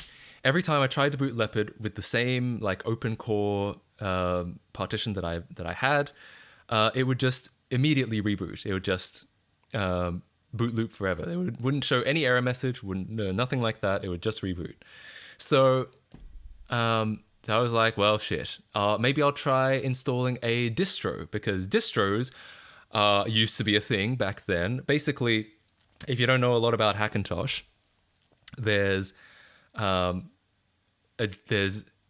kind of two different ways to do it. There's distros and there's vanilla. Nowadays, vanilla is pretty much the main way to do it, but back then, distros were the main way to do it, which meant that some guy somewhere had made a version of macOS 10, had put a bunch of drivers into it, and was like, here you go, hope it works on your system. They try to figure out how to make everything work. And that's nice of them and all, but the concern with that is that you as a user don't really know what's going on. Maybe they're not even still a thing anymore. Maybe they're completely out of fashion. I feel like I still hear every now and then someone talking about like a Catalina distro or something, but maybe they're not. So yeah, they used to be very popular because they were, in theory, if you had the right hardware, they were immediate to set up. But the problem is, as a user had no real idea what it was doing. It could be doing anything. And so if you run into a problem, you don't know what you've done or what they've done. More specifically, you don't know what they've done. You don't know if it's something with macOS specifically. You don't know if it's something with what they've done. And anyone trying to help you doesn't know that either. Unless it's the guy that made the distro, maybe, who's probably not available. To be fair, I got into Hackintoshing via distros. Me too. My 10.4 and 10.5 were all distros back in the day. They were for a while the de facto way to do it. In fact, some people would even argue that MultiBeast is a form of a distro. I don't know if I'd necessarily say that, but it is, because it's kind of an automated tool that sets up the bootloader and the kexts for you. So some people do kind of lump it in. So if that's the case, then I was using distros for a very long time. So essentially, nowadays it's much more recommended to do it vanilla, which is what that means is you keep the OS completely bog standard. You don't do anything to it, and almost everything that you do to make it work on your computer goes into the bootloader. All the kexts and all of the configuration and all of that. Generally will go into your bootloader. And what's nice about that is that the OS is standard all the way through. So in theory, you can update the OS, and again, in theory, things will be fine. Now, of course, they could have introduced something that broke something that you'll need to modify in the bootloader. But assuming that didn't happen, the problem with a distro is that if they've done stuff to the OS and then you install an update that overwrites that stuff, then it'll break. Absolutely. But if you kind of separate it and you have all your changes over here and you have the OS over here, then any updates will, in theory, not affect your changes. That's the idea. So anyway, vanilla is preferred nowadays, but I was having trouble getting it loading, so I used a distro just for shits and gigs, and I ran it. Aren't Hackintosh dying with M1 and M2? Yep, but we're not talking about any M1 or M2 OSs. We're talking about Tiger, Leopard, and Snow Leopard. So I installed the distro, and suddenly it worked. Like, my graphics card was just picked up like that. And I was like, holy shit, but also damn, because it's kind of cool that it worked. I got full GPU acceleration. I even made a video about it that I can bring up, because why not? Here we go.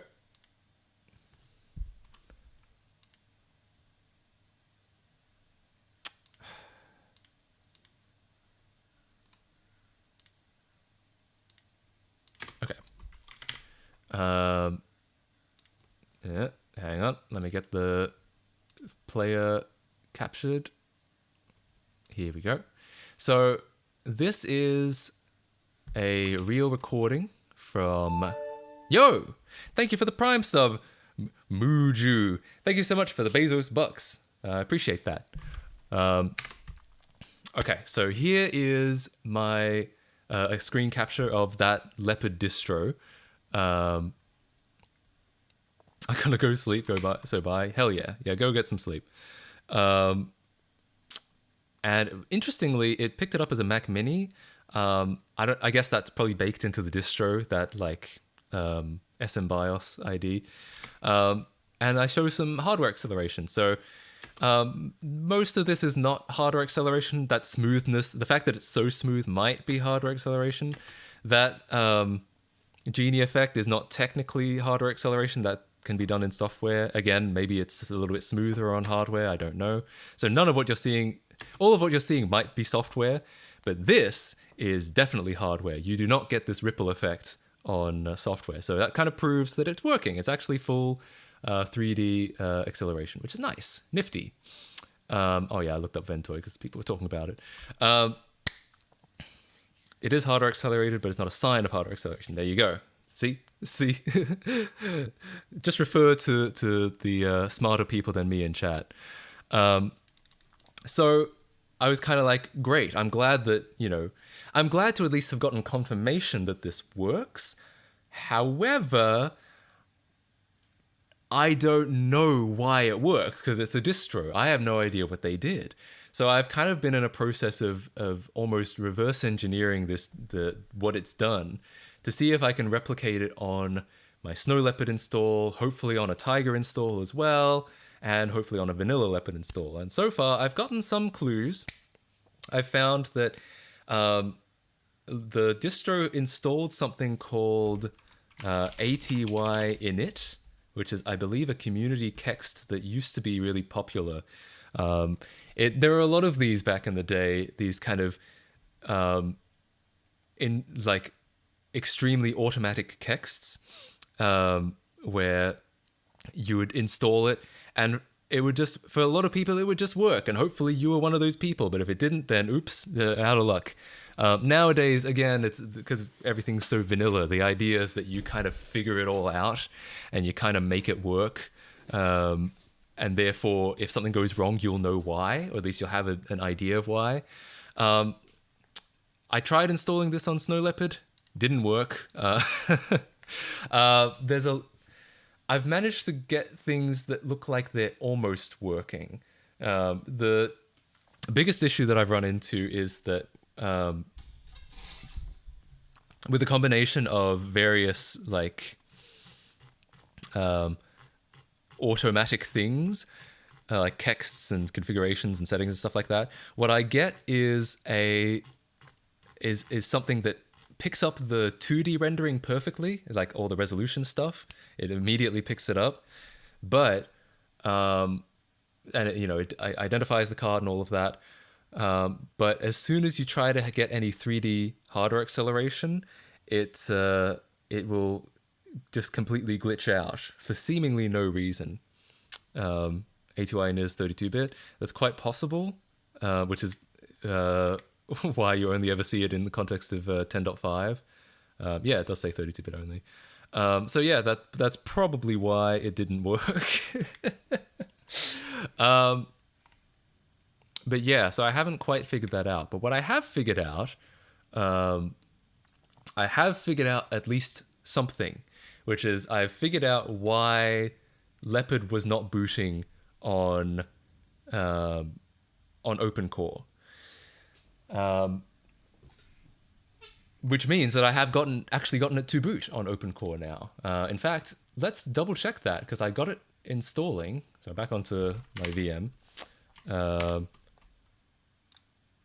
Let's shut down Windows 2000. Let's get, because I got Leopard installed, but I haven't actually done the first boot yet. So let's see if that works.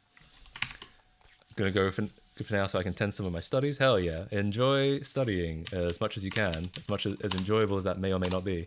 Thanks for stopping by. Real quick, I was using Serial to get debugging info, but if I do use that, you won't be able to see on the screen anything, so I'm gonna turn that off real quick. Oops. Real quick. So if this works, then I was right, and everything is fine and dandy. Oh, my bad. I forgot that I didn't reboot, so it's still outputting everything to Serial. Well, for now, all you'll see is this. Yes, true. I'll cover chat. I'll hide chat as well. So we'll see in a couple seconds if this install of Leopard worked at all in 64-bit mode. Because that's another thing that I noticed was that the distro was hard-coded to 32-bit, which was kind of unfortunate. So yeah, we'll see. Again, you can't see any of the console output because I forgot to reboot after I made that change, but we'll see if it gets there. Why can't you see anything? I was having a similar problem with serial and screen sharing. I don't know if that's going to be related to. This is very, very specific. I just set the output to serial so that I could see it even if it didn't show up on the screen. Boots in 3 to 5 working days. I mean, it's possible. I don't know how long because I haven't done a first boot on this yet. In fact, real quick. I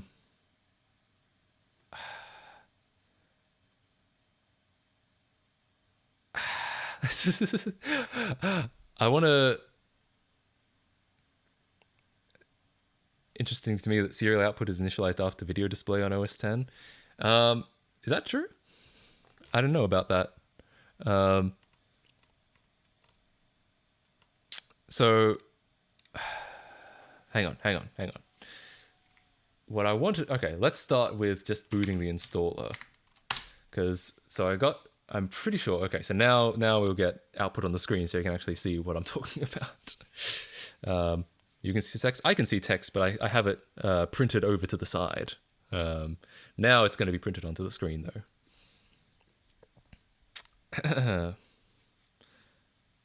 Did someone say boot? Is that like those Mario boots at Nintendo NYC? Exactly. I've made my own Mario boots here, and I do remember it does take a bit to load.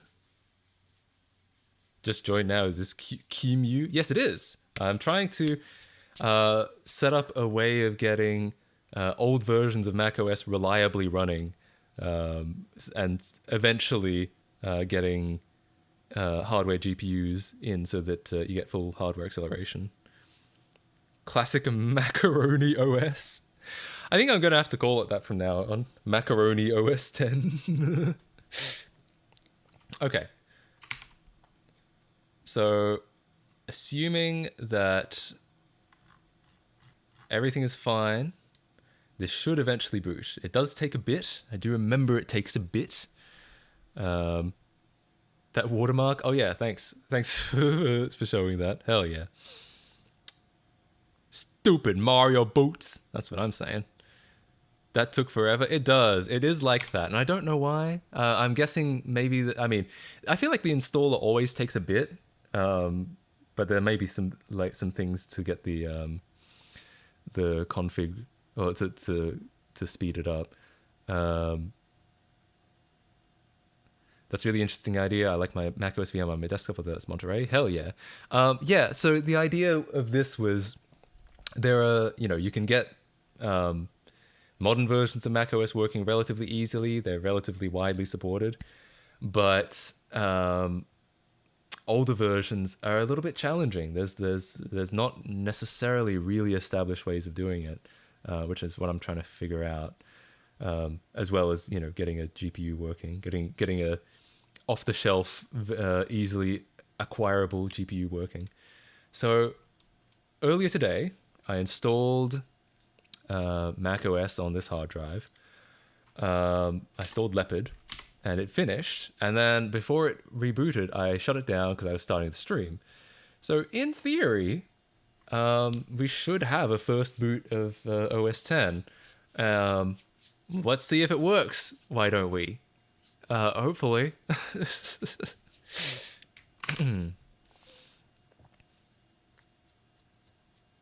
See if it can even reboot. Will we get the music though? I think. No, we won't, because we have no audio and we have no video. We have no graphics acceleration yet, so we will not get the video, nor will we get the audio. I'll just have to play it for you. If it boots, I will play it. Okay? That's the deal. If this boots correctly, successfully, I will play it. Hopefully.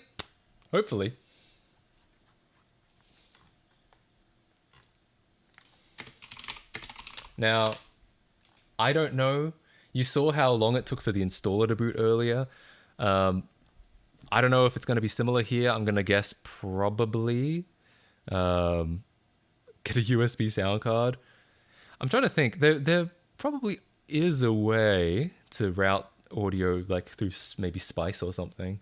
but I don't know how. I not with GPU pass-through. I know that you can do it with like just the regular Vert Manager, but I don't know about GPU pass-through. Old macOS can be a bit of a pain on Hackintosh. Yep, it sure can. That's kind of why, yeah, as long as... I feel like if I can get kind of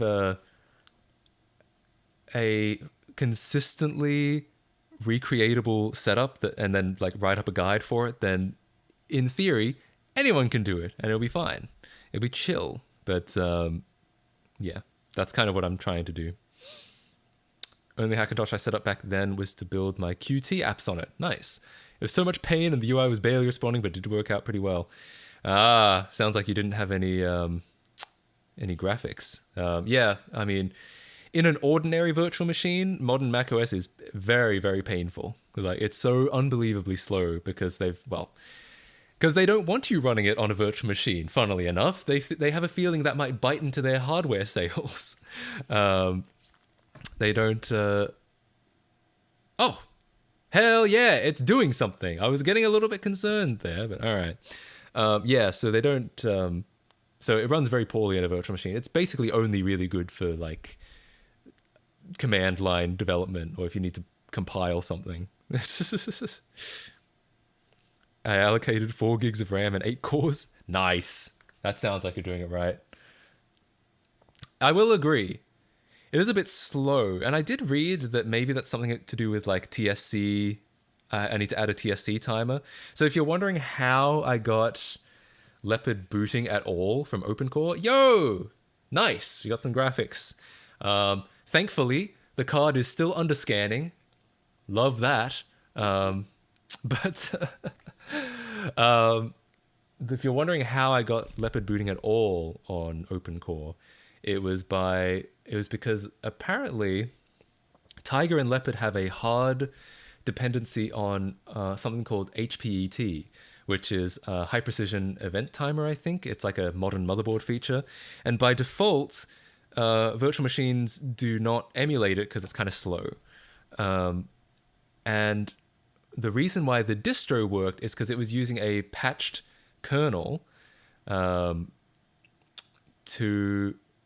which there are a lot of them out there, patched kernel, like a no HPET kernel, and you can see them. You can Google like no HPET Leopard kernel and you'll find them, or Tiger kernel and you'll find them. And apparently it was using one, so that's why the distro worked. But that's why vanilla wouldn't. So I actually went ahead and added an HPET to my virtual machine. And suddenly it booted. Amazing. But perhaps that might explain some of the slowness, is because I'm using one of those. There may be ways to just disable it entirely and not need it without having to use a patched kernel. I'd prefer to use a vanilla kernel as much as I can. But I don't know. I haven't figured those out yet. I literally only figured this out this morning, that was even a problem. And then I had another problem because it was not booting for a while. It would, well, what it would do is it would boot, and then it would get to the installer, but then it would just spin Beach Ball infinitely. I literally left it overnight. No, I figured out the HPET last night, and then I was stuck on this Beach Ball of death for ever, and I left it overnight just in case it eventually figured it out, and it didn't. So I was trying to figure out how that was happening, why that was a problem. And it turns out, even though my VM has an SMC, it's emulating a hardware SMC, just like a regular Mac would have, I guess it wasn't picking it up for some reason. Maybe something else in my configuration is like weird or wonky, but it wasn't picking it up. So I had to install Virtual SMC, which I don't need for Snow Leopard or any of my newer Mac OSs. I don't have Virtual SMC installed because I don't need it, because I have a hardware SMC, but I needed to install it for this one.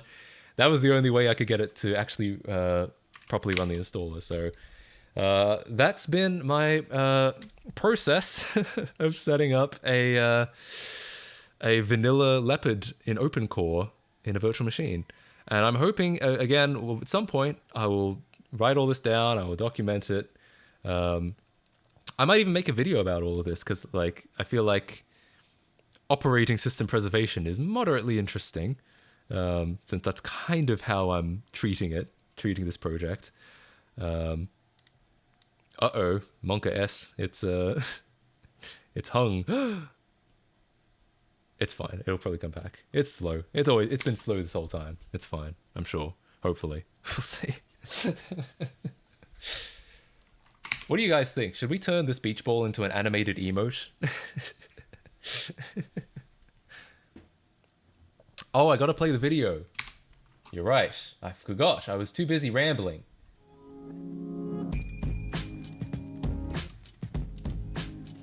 It's just as majestic, right?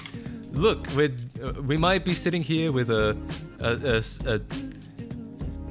beach ball, but it really is just as good as a real Mac.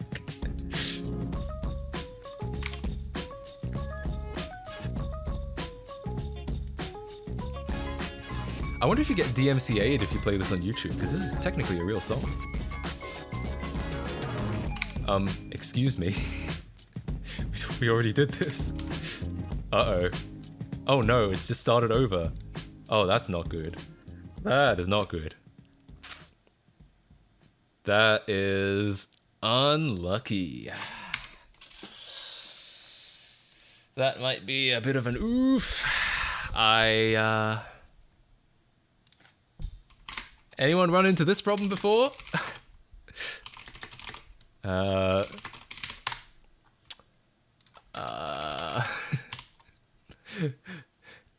What if I click yes? If I click transfer from another Mac, will it work? Networking issue. Oh, really? Legit? I could just remove the network card and see what happens. Yeah, disconnect. All right, I'll remove it. I might have to reboot. I don't know if I can remove that on the fly, but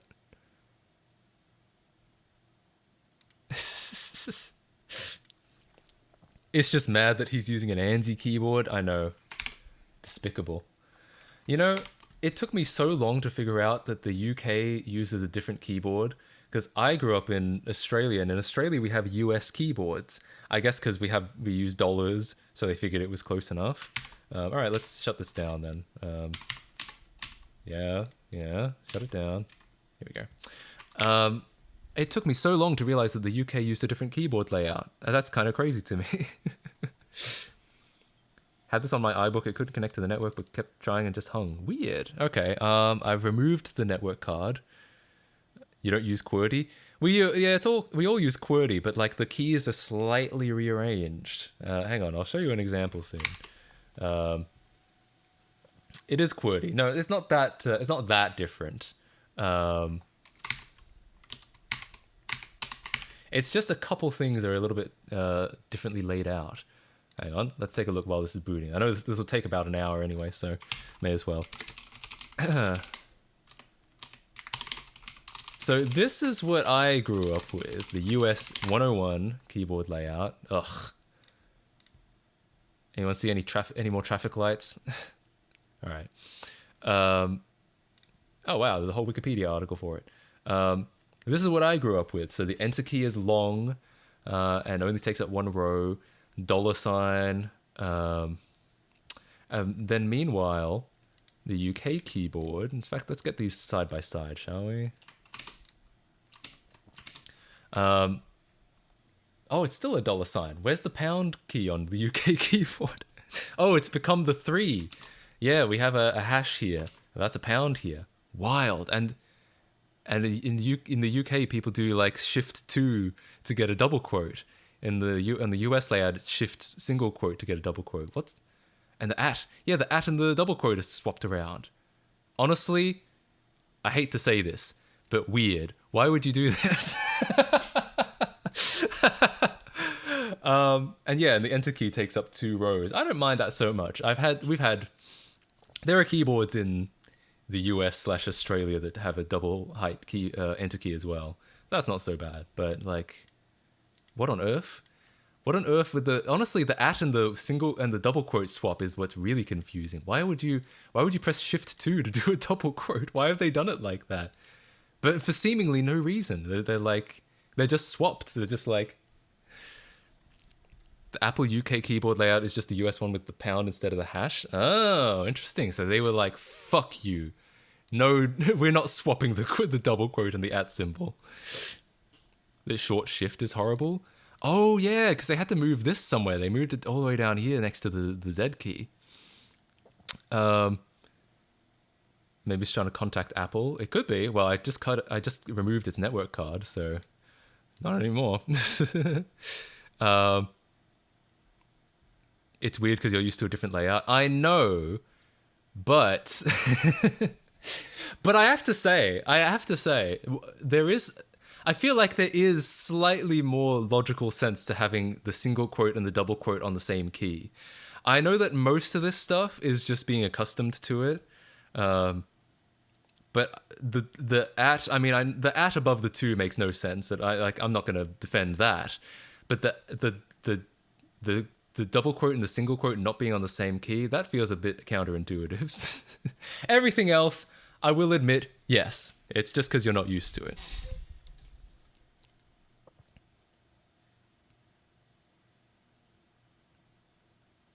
UK because European, but it's shit for programming, is it? But I have to mentally swap. Yeah, that would be extra hard if you had to swap every time. If you had to get used to both, that's the real problem. All right, here we go. We're back into Leopard. Let's hope this worked. This is now an unnetworked machine. Okay, let's go. Yep. Canadian English.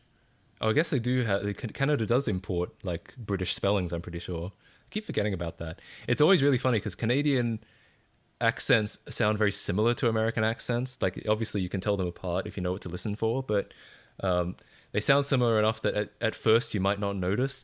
So it's always interesting when I hear someone that sounds that at first sounds American and they start talking about kilometers and kilograms, and I'm like, yo, nice, because that's the shit that I grew up with. Also, yeah, it looks like it might still be having some trouble with this, unfortunately. Try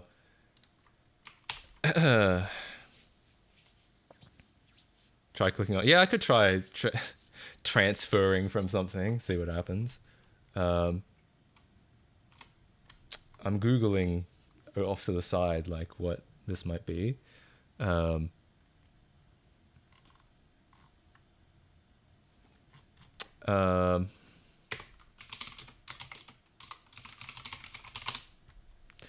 What's funny about all this, like, trying to look up stuff for Leopard and Tiger and Snow Leopard, is that Mac users do not give a fuck about old OSs. So anything that you find related to these old OSs is going to be threads from 2008. And you have to, like, if you find anything from newer than that, it's probably not relevant. It's probably about something else. So you always have to be, like, checking the dates of all this shit. Interesting. Yeah, okay. So I found a thread that's describing this exact issue. And the solution someone has mentioned is to simply bypass the setup entirely by creating... There's a file that macOS, or that this creates when the setup is done. And someone is recommending to just do that. Just create that file and bypass the setup. I guess we could try it. I mean, it's a little bit unfortunate. It would be nice if we could do the setup. But I guess maybe I'll figure it out one day. I have to boot into single user mode, that means.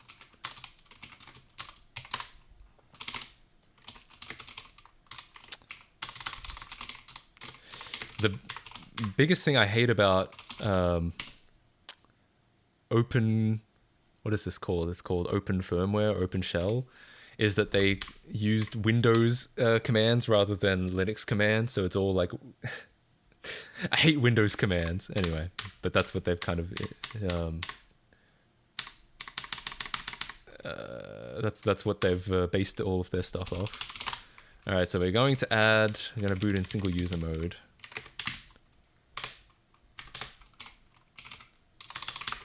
And we're gonna bypass the setup entirely, because I guess. It would be nice to figure this out eventually, but it's probably not a priority right now. Just a general EFI shell thing? Gotcha. Yeah, I'm not sure exactly. I don't know exactly where everything starts and ends in EFI, but yeah, it does seem like it. And I guess it makes sense because it's like all FAT32 based, so it probably makes sense to base it on Windows to an extent. I just hate Windows commands so much.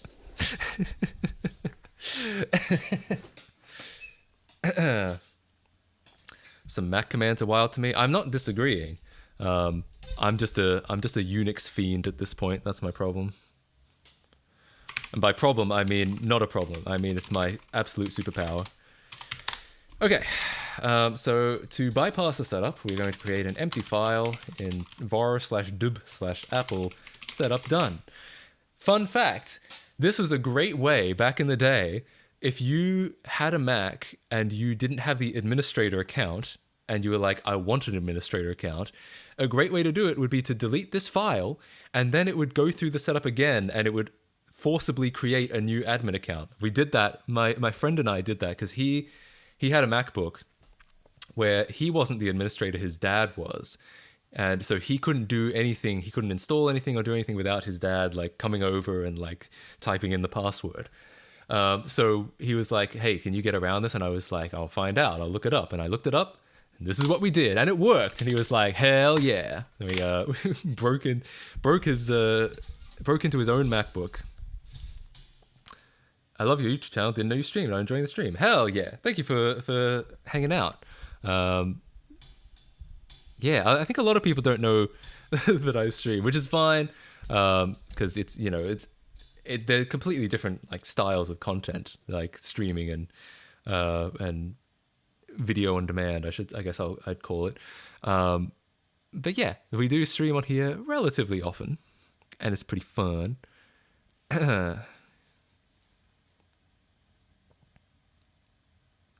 What the hell is a bless is my question. At some point I knew what that did. What does bless do? I remember using this command once upon a time, but I forget what it does. Alright,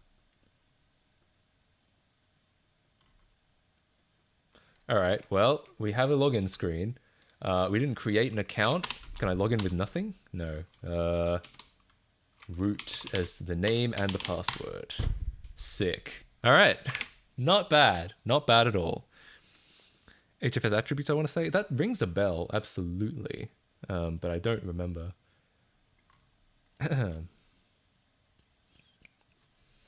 I should update the title to actually relate to what we're talking about. Oh, apparently root was not the password.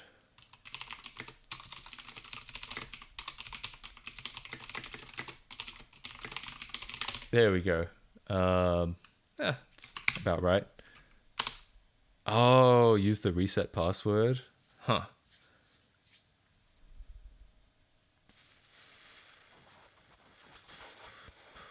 Oh, I was supposed to do it in single user mode. I was supposed to do like password, like the command. I gotcha. Okay, yeah. I should have. I in a true me fashion, I did not read the guide properly. My bad. Wasn't the root account enabled in High Sierra without a password? I don't know anything about that. I know in XP, everyone had an administrator account without a password because it like encouraged you to do that, kind of. XP and below was like horrendously insecure. It's like, it's really like, considering that Unix and like macOS had been around for so long, and even NT had been around for so long, it's really disgusting that like we didn't have any separation between administrator and user on Windows until like 2007.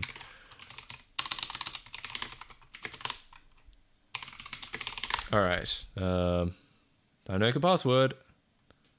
Oh, or maybe not. Okay, no, that's fine.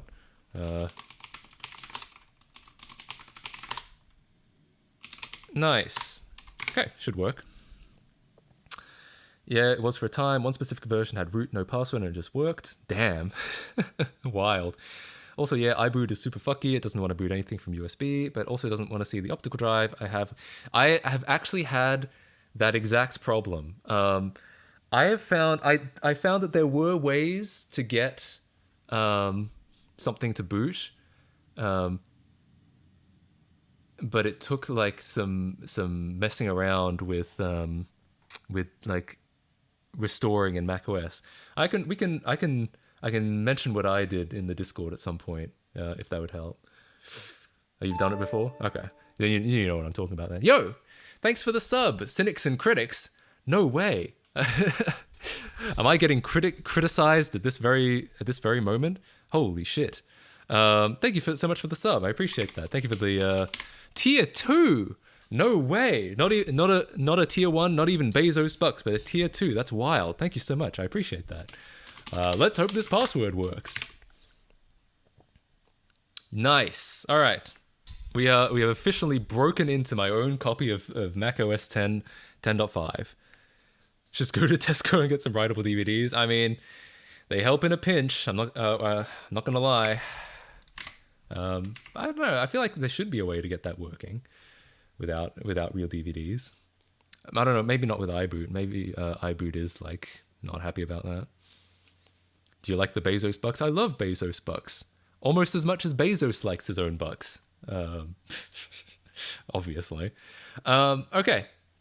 I always do the switch around because I'm so used to, I have muscle memory from years of using a real Apple keyboard that I cannot use it without. Okay, nice. 10.5, actually functional. Vanilla on OpenCore. Hot, delicious, lovely. Absolutely fucking delicious. Actually tastes quite nice. And other things that Gordon Ramsay has said. I should probably make a user account so that we're not doing everything as administrator. Let's go ahead. Belle Delphine Linux when? Honestly, right now, why not? Yeah, I don't know.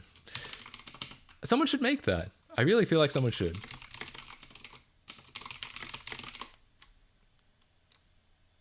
Password hint. What do I look like? Dementia patient? I'm not going to forget my password. Because of Bezos bucks, Bezos fucks. Well, you're not wrong. It is, in fact, possible to trade money for goods and services, including prostitution. The most extreme virtual machine experience for me was trying to get Windows 1.0 one to work. That would be interesting. I think I've gotten that to work, but only on, like, Virtual PC 2004, like, ages ago, years ago. Hey, Matt, what was the password? Hunter 2. As all my passwords are. I would never use any other password. Not administrator. Matt needs management for parental controls. Please no. When I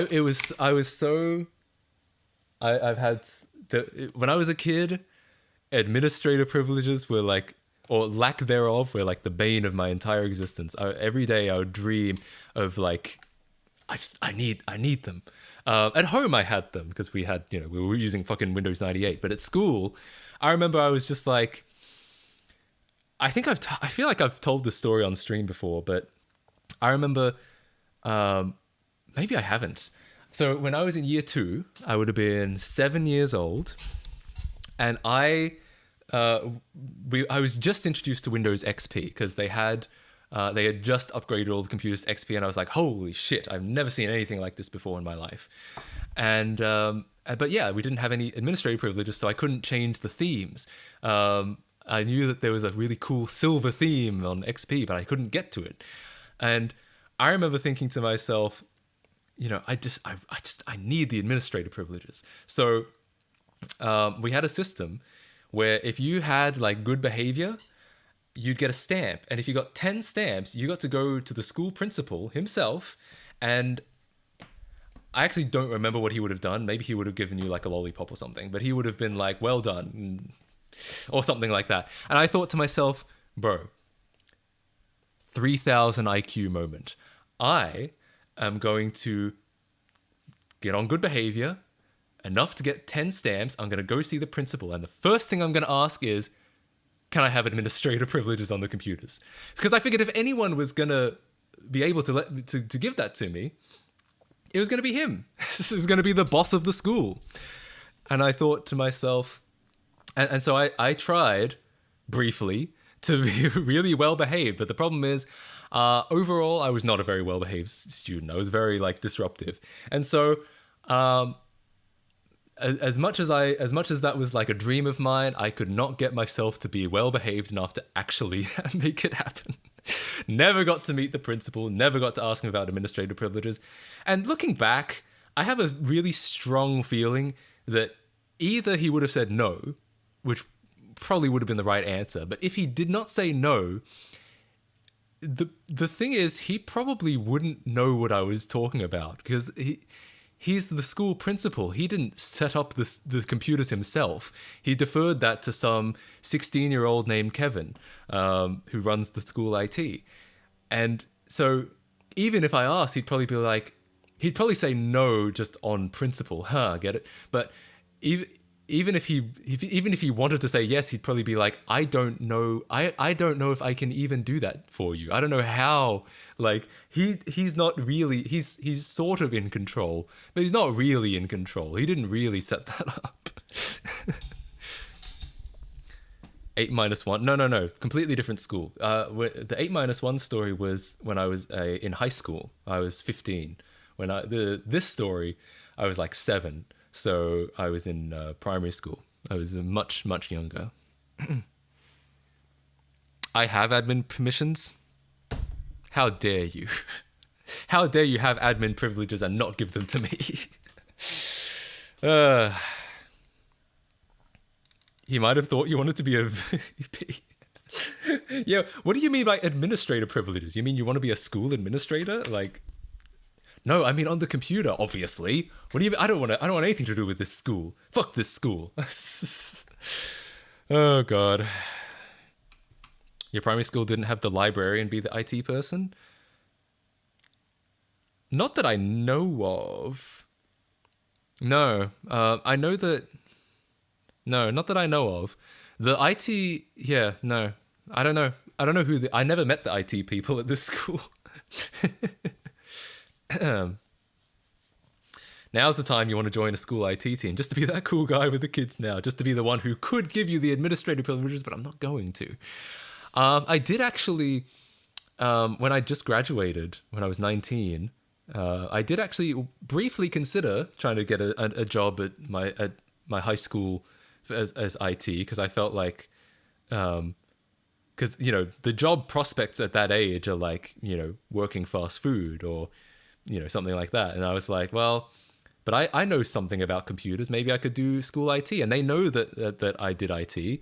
And I remember I did send an email, and they said, I sent an email to my old IT teacher who was like, who at least knew that I had some ability. And he said he would let the IT people know, and he would send a letter of recommendation because he, I guess he thought I was good enough. But apparently they just hired someone, so they were like, no. And I never asked again. So there's a timeline where I might have worked school IT for a bit at my old high school, but it was not meant to be. That awoke a memory. I set a BIOS password on a library computer and I got banned for a week. So pretty sure the librarian also died like less than a year after. Holy shit. Their password was password1, and I was like, bro, mate, that's insecure happy is a better one. That actually, I have another story like that. My teacher in school, in year 5, real quick, I'm going to switch to the browser to show you this. So, there's a, okay, so my teacher in year 5 was a big skier. She really liked going to the snow, going up into the mountains and skiing. And she once even had skis delivered to the school, like, because I guess that's where she was going to be. So one day this giant box appeared and it was her skis. And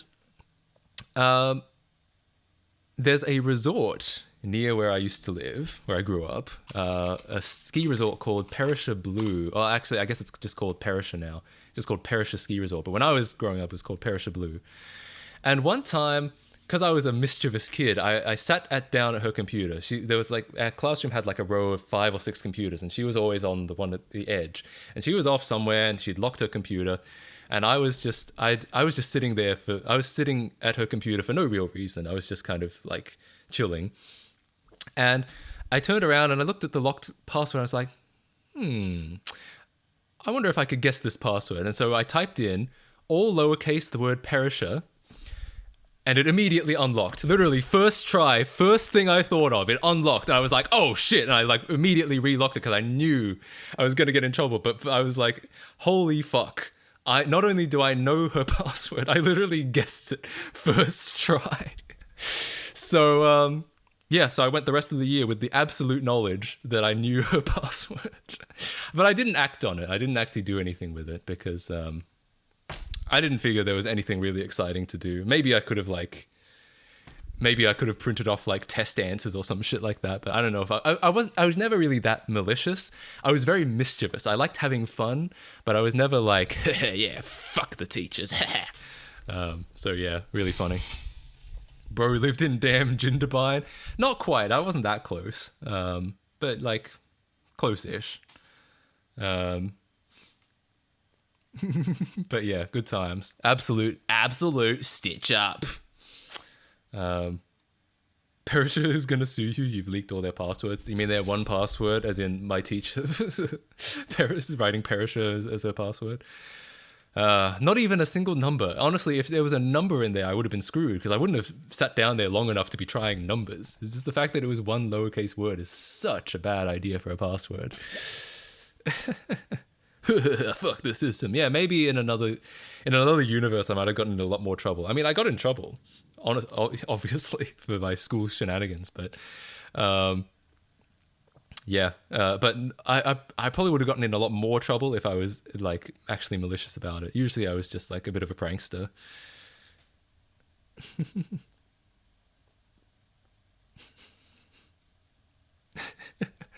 All right. Let me think. So was there anything else? I'm not sure if there's anything else I should really do on stream. At least, I mean, with what's nice is we have confirmed that, you know, it's all good. It's working. Get the chat back on screen. It's all good. It's working. It's totally, you know, it's Mac OS 10. It does not yet work with my card, but yo, no, I might try that off screen. I might try off stream, and maybe I'll update later on. I might try just installing ATY init, that Kext I mentioned earlier, and see if it really is that simple. I also have to update. This is because this is vanilla. This is literally the retail DVD, so we're on 10.5.0. Well, he should at least be on like the latest 10.5, right? GeoGuessr, you said next time, last time. Tell you what. One game of GeoGuessr, all right? One game. Because I haven't eaten... I always have this problem of, like, I eat breakfast, and then I start streaming at 12, which is probably lunchtime. And so I end up, by the time the stream is over, then I'm like, lunch is, like, delayed by, like, 3 hours, so I'm always really hungry. But...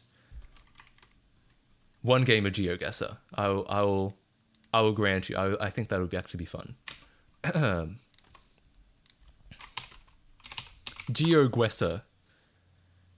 Can you record my inbox message on stream? Say you've reached Julian, and then whatever you want, just keep it PG.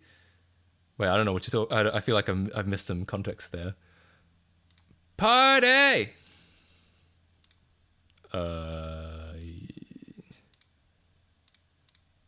Is this right? Wait, I know.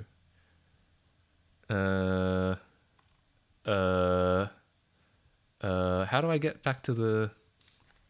Tell you what, I'll just... Here. Here, fuck it. I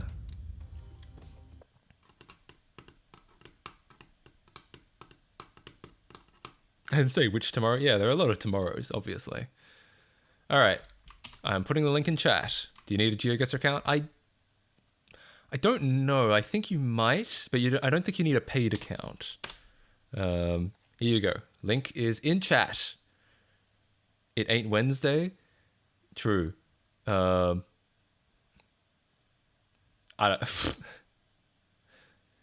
don't know if this is this the right party? GeoGuessr does this really... It's a really weird system where you have a party up to 100 people, and then that party creates games, But then when that party is full, you can't create games anymore, or no one else can join. So you have to keep, like, if you want to just keep inviting random people, you have to keep recreating the party or something like that. You do, but not a paid. Okay, gotcha. My voicemail, but you have to say it's Matt Casey and you reach. Tell you what, I should make that a Patreon perk that to be like, I'll record a voicemail for you. How many people do you think would actually go for it? I feel like, I don't know if many people would actually go for it, to be honest, but I'd consider it. Interesting. Someone, Flegs posted their keyboard layout in the chat, and it's, or in Discord, and it's actually like spot on to a US keyboard except for the double height enter key. Otherwise, everything else is the same. That's really interesting. Yeah. I wonder if, I assume you get used to it if I ever move to the UK. I could move to the UK. I am a UK citizen, but I'm trying to think, would I have to just import US keyboards for the rest of my life? I can't join the party. Okay, I think this is an old party. Let me create a new party. Sorry about that. I guess I'd probably get used to it, right? Live challenges. How do I... Why is this... Have they changed this? Maybe they've changed it now. Maybe it's just like... You can go here and then do it. Are you British? Yeah, technically, half British. I have spent a total of like 3 or 4 weeks in the UK, but I am still a citizen because my dad was born in England, so I've inherited citizenship from him, which is obviously hilarious. Obviously, it's a great time. So I'm a dual Australian and UK citizen, and maybe after a couple of years, maybe I'll be a US citizen. I'll just, again, got to catch them all. We'll see. It's not really a priority for me to get US citizenship. I feel like I don't need it, but you know, I wouldn't say no. Go to the UK again? I would. I'm down. Okay, so cool. It's a whole. I guess now my party isn't necessarily limited to 100 people each time. Maybe the party will be recreated every time. So nice. I will give people another minute. I'll run an ad. 2 minutes. Let's say 2 minutes to still get in. Again, the link is in the chat. I'll repost it. I even have a place where to order pizza and play Mario Kart Wii. Honestly, sick. Those are my 2 favorite things in the world. I've never went to any country other than the US. I think that's relatively common for people in the US, because I think the US is such a big country and there are so many people in it and there are so many places to go that in Australia, I feel like the standard vacation was you go to Bali or you go to, honestly, usually Bali, or you go somewhere else in Asia, or you might go to New Zealand, or you might go to Fiji. Fiji's another big one. But in America, I think where you go is and in Australia, when you do that trip, you go for weeks. You spend like 2 or 3 weeks in, Bali or Fiji or Hawaii or something like that. But in America, I think what you do is you go for like a weekend trip to Vegas or a weekend trip to Florida or something like that. And so I think it's quite common that people in the US just stay in the US. They still travel, but they travel for much shorter amounts of time and somewhere within the country. Is there actually a Squarespace ad? That's so funny. That's I mean, there you go. The contract might be over, but they're still paying me. Excellent. You're on a free account and can play for free 5 minutes every 15 minutes. So this means I'm out after 5 minutes? Maybe. I know that definitely applies to single player games. I don't know if that applies to multiplayer games though. While we're waiting, can you give us an update on BillGates.sex? No update yet. I'll let you know when I have an update. Sorry about that. I would love to have an update, but no update yet. Okay. So I'll go ahead and get started. Actually, this is going to be the last. This is going to be the only game of the stream. So if you want to get in, make sure you're in. If you're not in, I'll be starting very, very soon in a couple seconds, like 5 seconds. Hurry up, get in. Okay, 5, 4, 3, 2, 1. Too slow. Okay, let's go.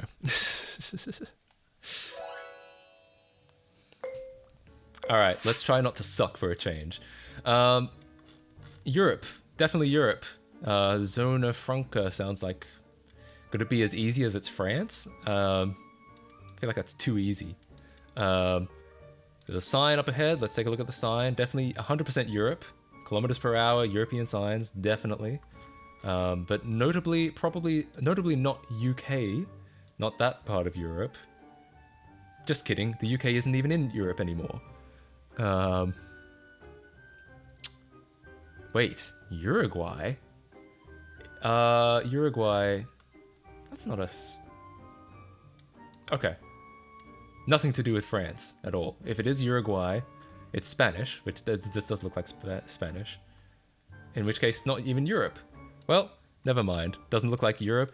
You're right that the landscape doesn't look like Europe, but the signs felt European to me. But you're right, it's not Europe. I'm wrong. I'm completely wrong. Yo! Thank you for the Prime sub, Fox T Dev. Thank you for the Bezos bucks. I really appreciate that.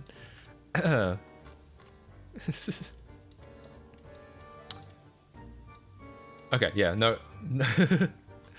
Certainly not Europe, but European-looking signs. That's my only conclusion. Wow, is it already... we must not be set to 3 minutes. I'm used to having 3 minutes for this, but I guess we're only set to maybe 1 or 2. Nice. Well, I mean... Wow, right on the border with that Argentina, or is that... No, it's not. It's Brazil, right. Argentina's on the other side. My bad. My bad. Alright, well... could have been worse. Got the right country just by absolute luck, seeing the name on that sign. Uruguay is my favorite EU country. Mine too. I mean, it's technically a EU offshoot. All of South America is technically colonized by the Spanish, right? Something like that. All right, no, never mind. I'll stop making excuses. I was just wrong. Let's go. Let's freaking go. Holy shit, look at that mountain. Oh god, I hate these ones. I hate this shit. Already, usually when we get a big mountainous desert landscape like this, it's usually Peru or Chile. So I'm gonna put a pin down automatically. Okay, so we've got 1 minute 30. That's why it's less than I thought. I'm talking so quickly. Okay. Albuquerque, New Mexico. That's a good point. I could believe that, actually. Mongolia? I feel like Mongolia is a bit greener than this, but I don't know. I couldn't really say for sure. US was technically an EU offshoot. I mean, technically, I don't know if I'd say EU, but absolutely a British offshoot. Again, Britain may or may not be considered EU nowadays. Albuquerque Mountains? Yeah, I don't know. I wouldn't bet money on Albuquerque. I assumed that was just a joke. Currently, oh, is that a sign? Yes, it was. My current bet is on South America. Why is there nothing? Exactly, honestly. Parts of the US were taken from the French and Spanish as well. Yeah, that's true. That's true. There were several purchases made. Shit. Well, Hungary. I don't know about that. Well, that's my best guess is Peru or Chile. Whew, thank God. And it was Chile, actually, by a hair. It was almost Bolivia. Not bad, not bad. All right, yep. That's only because I've gotten fucked on that so many times where I see, you know, just absolute desert wasteland and it ends up being Peru or Chile with no hint. So I've just automatically jumped there. That's my only guess. All right, let's go. Britain isn't EU, but it's part of the European continent. it's technically not continental Europe, but I know what you mean. I know that it's, you know, geographically it's Europe. I know I'm basically just splitting hairs at this point. I'm being very pedantic for no reason. So yeah, I'd say under that definition, yes, the US would be an EU offshoot, as would Australia, as would New Zealand. COD map. Actually, I kind of see that. I feel like this is gonna be like Hungary or Romania, just because whenever I see words on a sign that kind of look like that, it ends up being Hungary or Romania. But I don't yet have any real clues. Europe is not a continent? I'm pretty sure that's not true. I'm pretty sure Europe is a continent. I really want to say this is Hungary.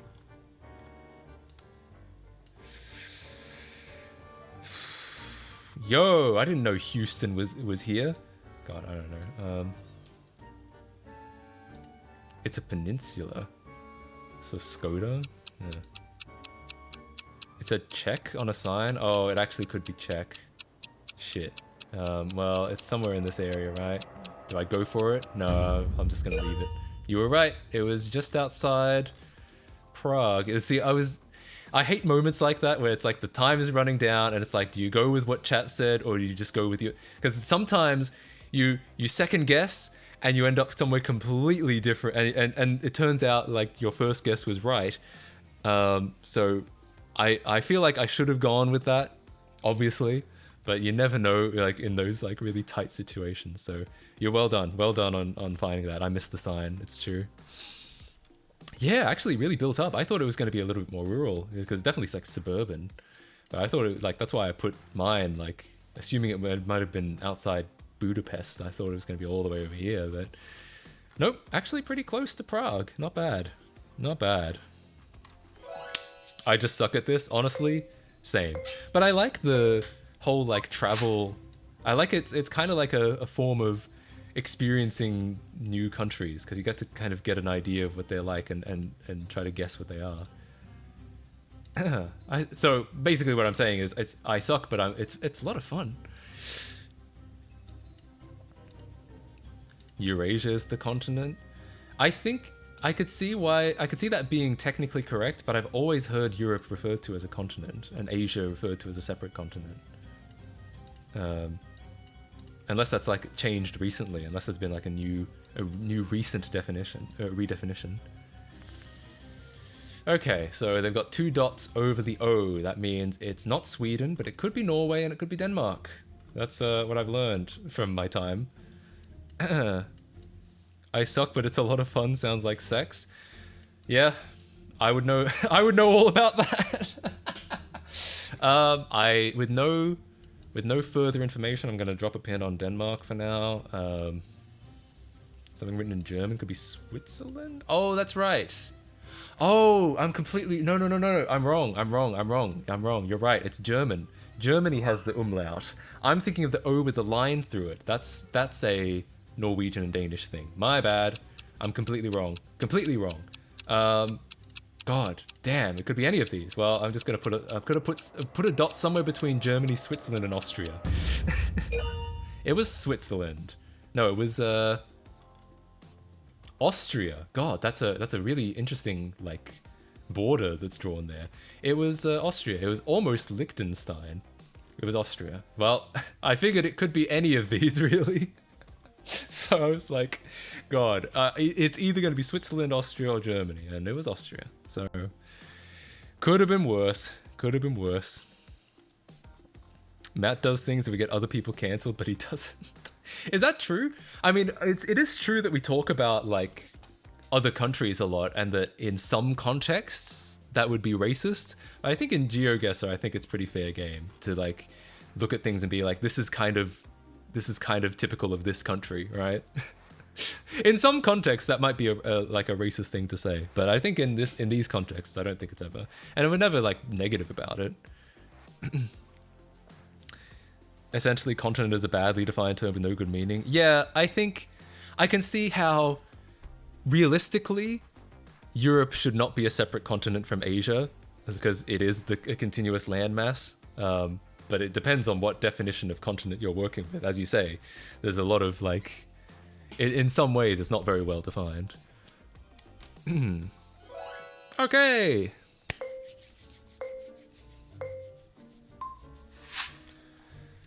All right, we've got a freeway. Definitely a mode of high-speed transit, or not transit, high-speed automobile transit.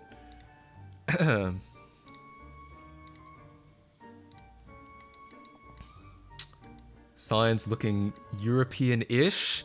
I don't want to bite the bullet on Europe again after the Uruguay fiasco, but they're not American signs, and they're not Australian, and they're not British signs. That's what I can confirm from that. Yo, something is on the sign. Agur. What language could that be?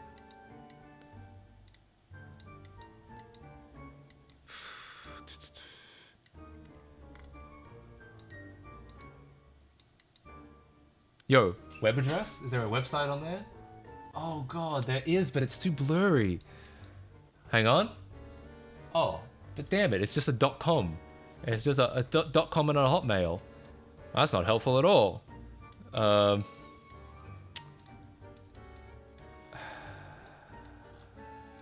Shit. Okay, well, those trucks were not very helpful because I still don't know the language. Oh no, already? It's Turkish? Alright, well, I'm gonna go with that. I have no better clue than that. Thank you. I appreciate that. God, I figured it was gonna be somewhere. I mean, I probably would have gone more up here, but honestly, gosh, damn it. That was so close. I feel like that was unfair. I probably shouldn't have gotten as close because I personally had no idea. I literally just took a random message from chat and I was just like, okay, well I have nothing else. Matt's hacking. Did I win? Holy shit, I won. Usually I don't win. Usually I'm like somewhere like in the middle. What a clutch. An absolute clutch. Thanks for the chat message. Honestly, maybe you shouldn't do that next time so that I wouldn't come first. Don't come first undeservedly. My bad. Dude, that's where I live. Do you live on the road? Hell yeah. That sounds like fun. That sounds very enjoyable. Guys, I'm third. Hey, well done. Congratulations, Nugget. He said come. Come. Tell you what. I did say there was only gonna be one, but that was fun. How about we do one more? One more. Huh? I do need to get some food, but one more. If you want to play with me, here's the join link. Or I guess you can follow these instructions. geoguessr.com/join78db is the code. I'm gonna run a couple ads again while we wait, just for shits and giggles. Yeah, in a couple minutes we'll play. Set it to 3 minutes. Oh, true. Okay.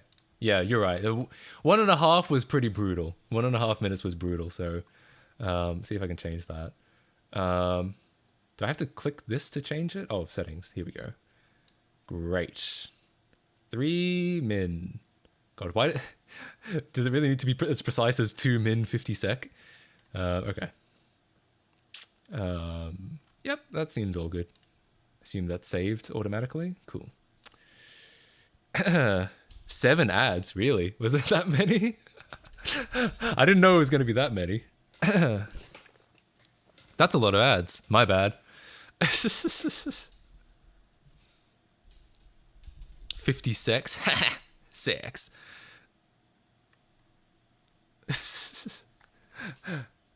I have 4. Yeah, I guess to an extent it's probably RNG because like it depends on a lot on where you're located. To be brutally honest, how much other information they've collected about you. Yeah, it's a little creepy. I'm not gonna lie. The whole ad infrastructure.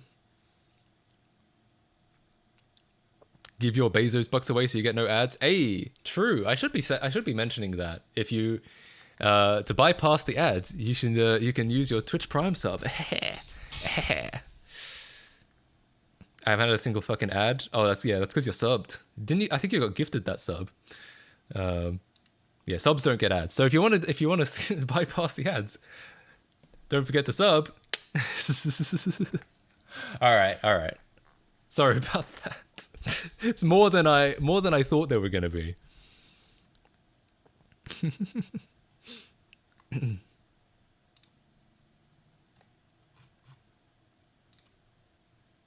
Can someone gift me a sub? I need to test something.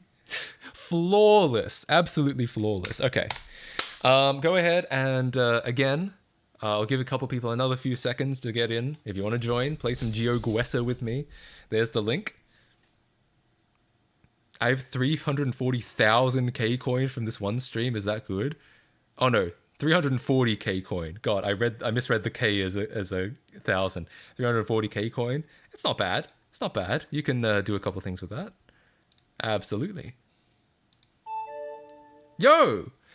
Cynics and Critics, thank you for the gift sub. Was that actually a gift sub to someone that asked? Or was that... No, that was just a random gift sub, I think. Yo, thank you for the... thank you so much. I appreciate that. I appreciate the tier 1 gift sub to Garfield 2142.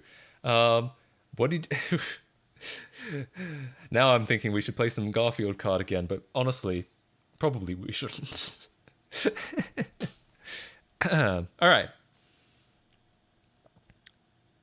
I was trying to give it to someone. Oopsies. Oh, were you trying to give it to someone specific, but it was automatic? Well, congratulations, Garfield. Congratulations on winning the lottery in a way. Okay, let's go ahead and get started. This will be the final game of the day. I know I said that last time, but I really do need to eat. But I had too much fun. I wanted to play it again. So let's go. Let's play one more game. Yo! Thank you for gifting another sub to Big Flopper 234. Yes, he was the one that asked. He was like, can someone give me a sub? I need to test something. Hell yeah. Thank you for gifting the sub. I really appreciate that. It's really nice of you. Thank you. I appreciate that. Let's go. Let's go.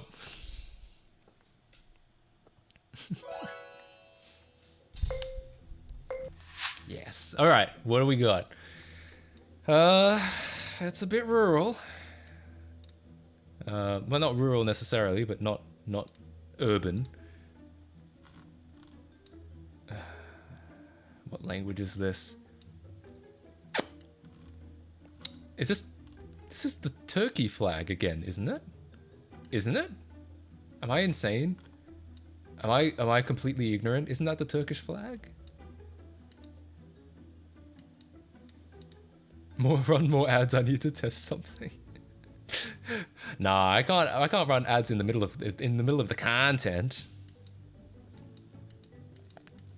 It's Turkey. Hell yeah. Thanks for confirming. You probably should.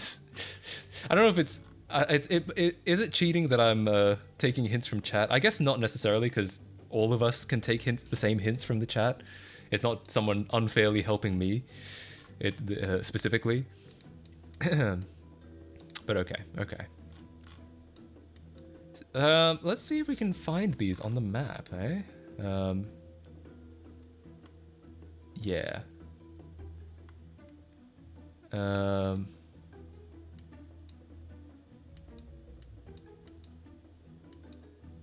thought it said Batman for a second. It doesn't at all.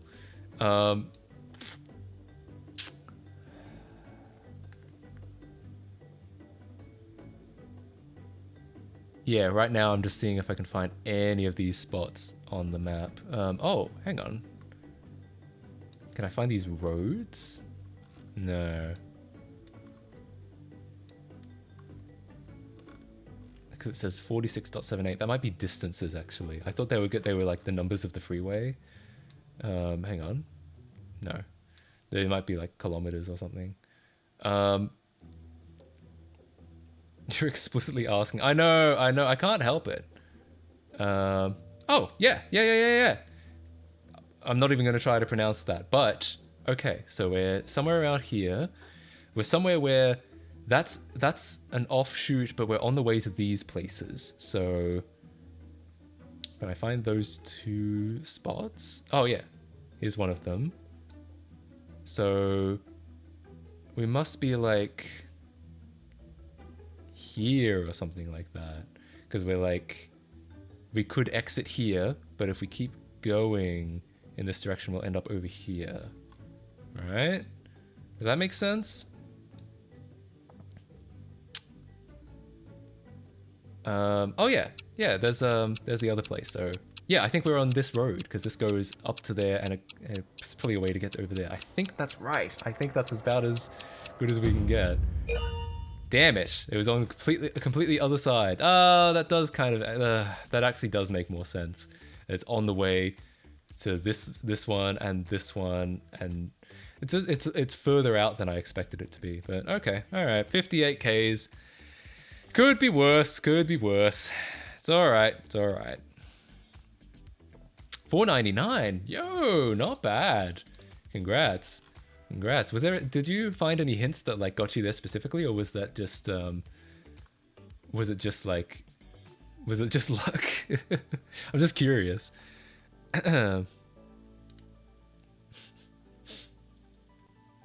700 kilometers? Me or oh no. I was watching stream. Damn it. All right, let's go. I suck at this game. Same. Cows! All right.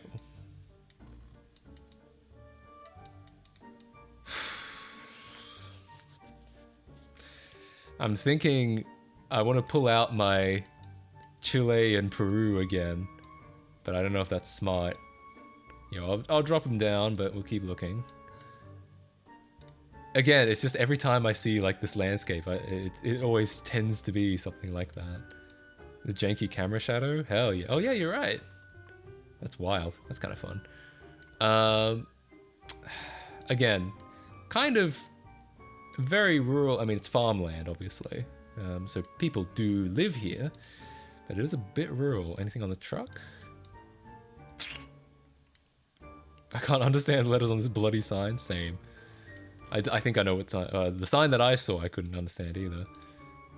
What do we got over here?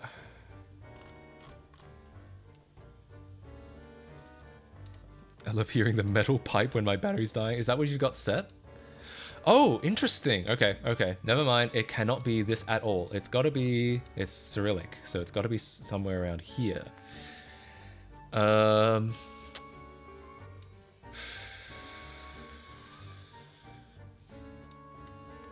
It could basically be anything like here east, though this like deserty landscape could be Kazakhstan, Mongolia, could even be parts of Russia. The problem with Russia, I always say this, is that Russia is literally the largest country in the world by land area. Therefore, knowing that it's Russia doesn't really help, because you could be on one side or the other and still be 7,000 kilometers away. You found a flag? Shit! God, I have to keep going.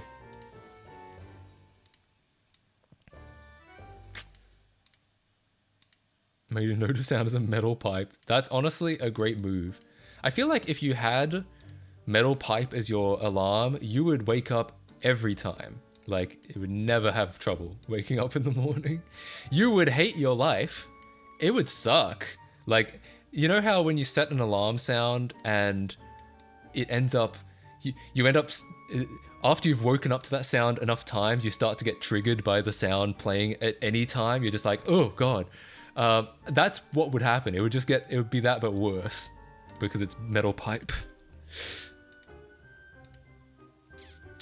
I have not found any flags or any real hints of what this might be specifically. Again, these are some pretty big land masses, so if it's northern Russia, I'm gonna kill myself. Okay, all right. It could have been worse. It's Kyrgyzstan. I was thinking, I mean, again, it could have been any of these. I feel like I didn't really get any hints. I didn't find any hints. I know someone found a flag in the chat, but damn. Flag on a hill, a really big one. I don't even know if I could have recognized the Kyrgyzstan flag. No, I don't think I would have recognized that. I would have looked at that and been like, isn't that like a football team? Wow. Yeah, I would have been like, isn't this isn't that the Xbox 360 logo? I like how this is a Korra question. Why do some people miss fucking you can't see it? because they have a similar shape. All right, anyway, whatever. Yeah, I don't think I would have recognized it, so even if I did see the flag, so whatever. Could have been worse. 855 Ks. I'm not going to complain. At least it wasn't like, what I was worried about was it was going to be fucking like something like over here and it would have been 3,000 Ks away. That's what I was worried about. Xboxistan? True. That's where I live. Okay. Let us go.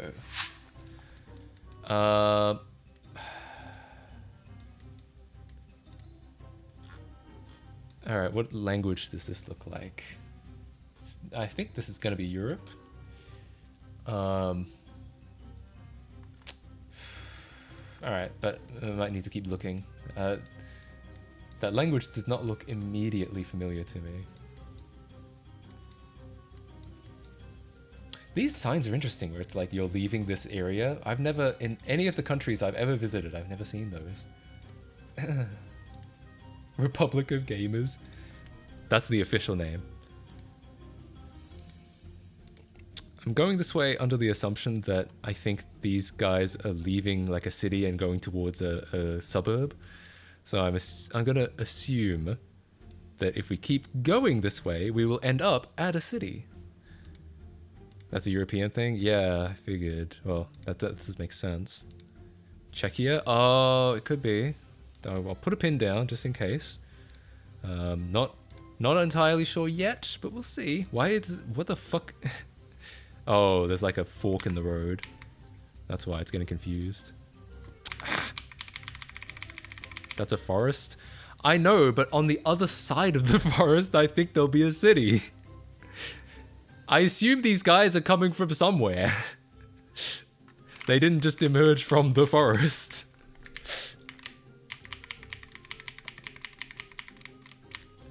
Alright. Looks like we might be reaching something. No, it's just a pile of wood. Why don't you main Hackintosh? Because Apple keep removing shit and that I need. They've been doing that since Mojave, so... Otherwise I would. I like macOS, but they keep removing shit, so I can't use it to do what I want to do.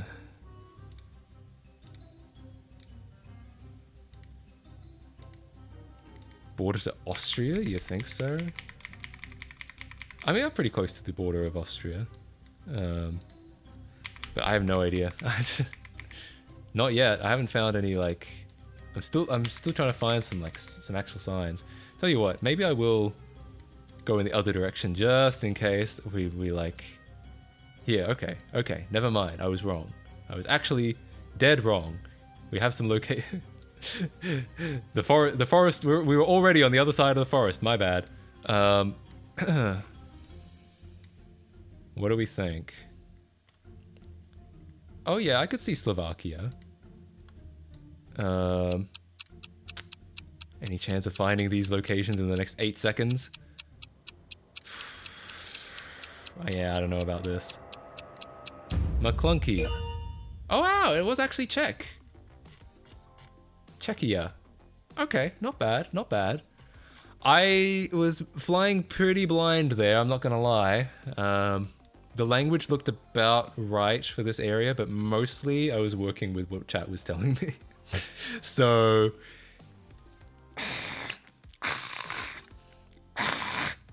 By Prague, it was not super close to Prague, but it was Czechia for sure. 55 Ks, I'm not gonna complain. When it basically came down to a guess, I'm not gonna complain about 55 Ks. It was like Squidward in that one episode, he went away from civilization when he thought he was going towards it. I mean, you're not wrong.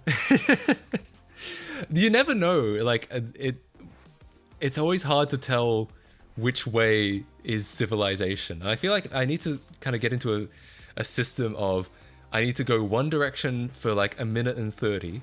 And if that's not working, I need to start going in the other direction. Because otherwise, I can't spend too much time going in the wrong direction, basically. Okay, let's go again. Next round. Morning Bud, did you succeed? Oh, sort of, yeah. I realized I haven't changed the title.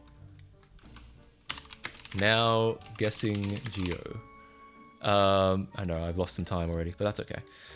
Yeah, I did. It works. It's not yet GPU accelerated, but we're working on it.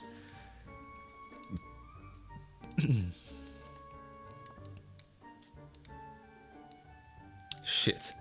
Another in the middle of nowhere. I could actually believe this is Australia. Or South Africa. It kind of has that... Yeah, actually, 100%, because the sun is towards the north, so we are definitely Southern Hemisphere. I think South Africa or Australia is probably a good guess. GPU, true!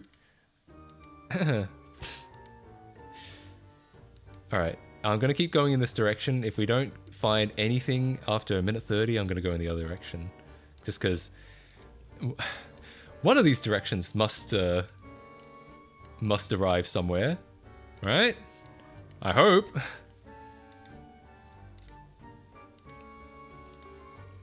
It's Mexico, yeah, because it's tinted yellow. Obviously, it's Mexico colored.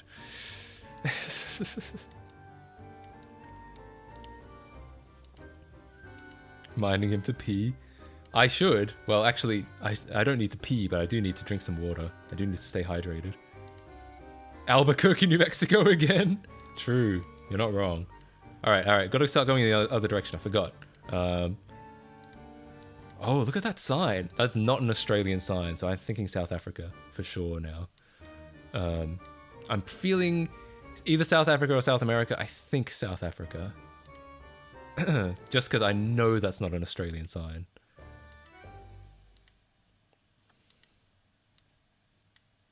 What's on the side? If it's English, it's South Africa. Yes. Okay. I am like 95% sure it's South Africa, because if it was Spanish, it would be South America.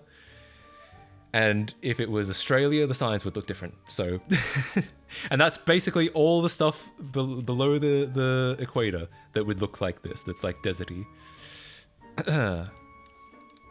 G, P, U. Yeah, I mean, if this was a 90s children's cartoon, it is. It is a way to say something smells bad. Yeah, it's 100% South Africa. 100%. Well, no, not 100%. 95%. I could still be wrong. North South Africa. Apparently there's a place, I think a friend told me about this. Hang on, just see what it is. Oh yeah, you were right. It was North. Oh no, it's not even. It's actually not South Africa. It's actually a whole other country, technically. I mean, whatever. It's close enough. Apparently there's a place, I think it's in China, and the place is called like Northeast. It's like a capital city called Northeast. And that there is a district of it that's called Southwest Northeast. That's a story I've heard. Now, I don't know personally, but it's pretty funny. North South Africa, Northwest Southeast, or Southeast Northwest. All right. One more round, one last round.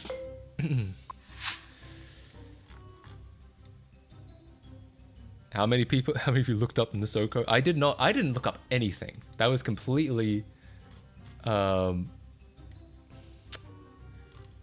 looks like a German word. But I don't know yet.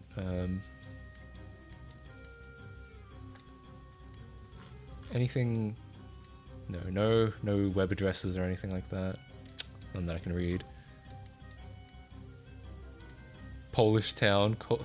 I thought that was Austria that had the town called, and I believe the correct pronunciation is Vuking, but that is not how it is spelled in English.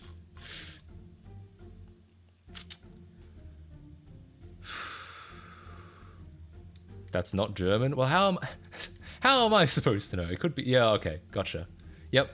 You're right. It's Belgian because I can now confirm because it's .be on the web address. Great. Good to know. All right. Now what? Can we get any closer? See if there's any. Nope. That's not a place sign. Is there any? Oof.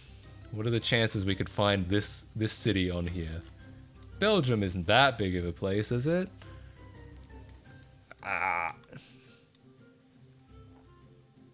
Wait, is that not the city we saw? Was it? Oh no, it was New something else. Was it? No, it was New something else. So that's a red herring. Okay, I'm gonna assume it's not that close to the coast anyway. It doesn't look that coastal.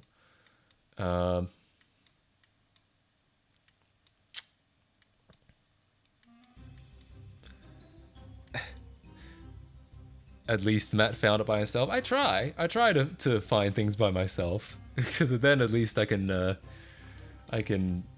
feel like I've cheated.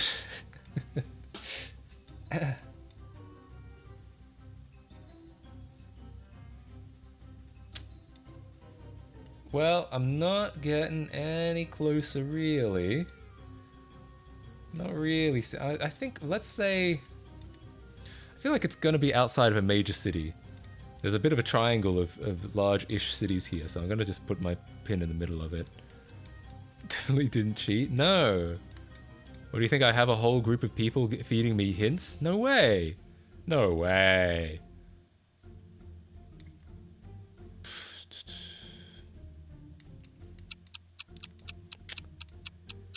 Well, I don't think I'm gonna get any closer on my own guesses. Wow. Wow, I was actually kind of close. I saw these 3 major cities. I was like, it looks like it might be near a major city, and that was enough to be only 17 k's away. Honestly, I'm impressed, actually. Who got closest? It was, wow, someone got spot on. Damn, impressive. I didn't find any. There's a road sign with routes on it. Oh, I missed that. Oops. Well, all right. Honestly, all right, not so bad. Again, this is where I usually come. Somewhere in the middle. It's fine. I don't claim to be an expert, but I do have a lot of fun. I found a place with a location, right? Oh, damn. All right, well, it is time for me to take my leave. It's time for me to make like a tree and get out of here. I will probably just throw together a snack. I'm supposed to be having a dinner thing later today, so I'll probably throw together a snack to hold me over till then, and then, but otherwise I'll see you all next stream. I think it'll be tomorrow. If it is not tomorrow, it will definitely be Saturday, so, or 2 days from now, whatever that is in your time zone. So thank you so much for hanging out. I'm glad. Hope you guys had a good time. I had a good time. Yeah. So and I'll keep you posted on the macOS 10 thing if I can manage to get that GPU stuff working again. So until then, I will see you guys later. Bye bye.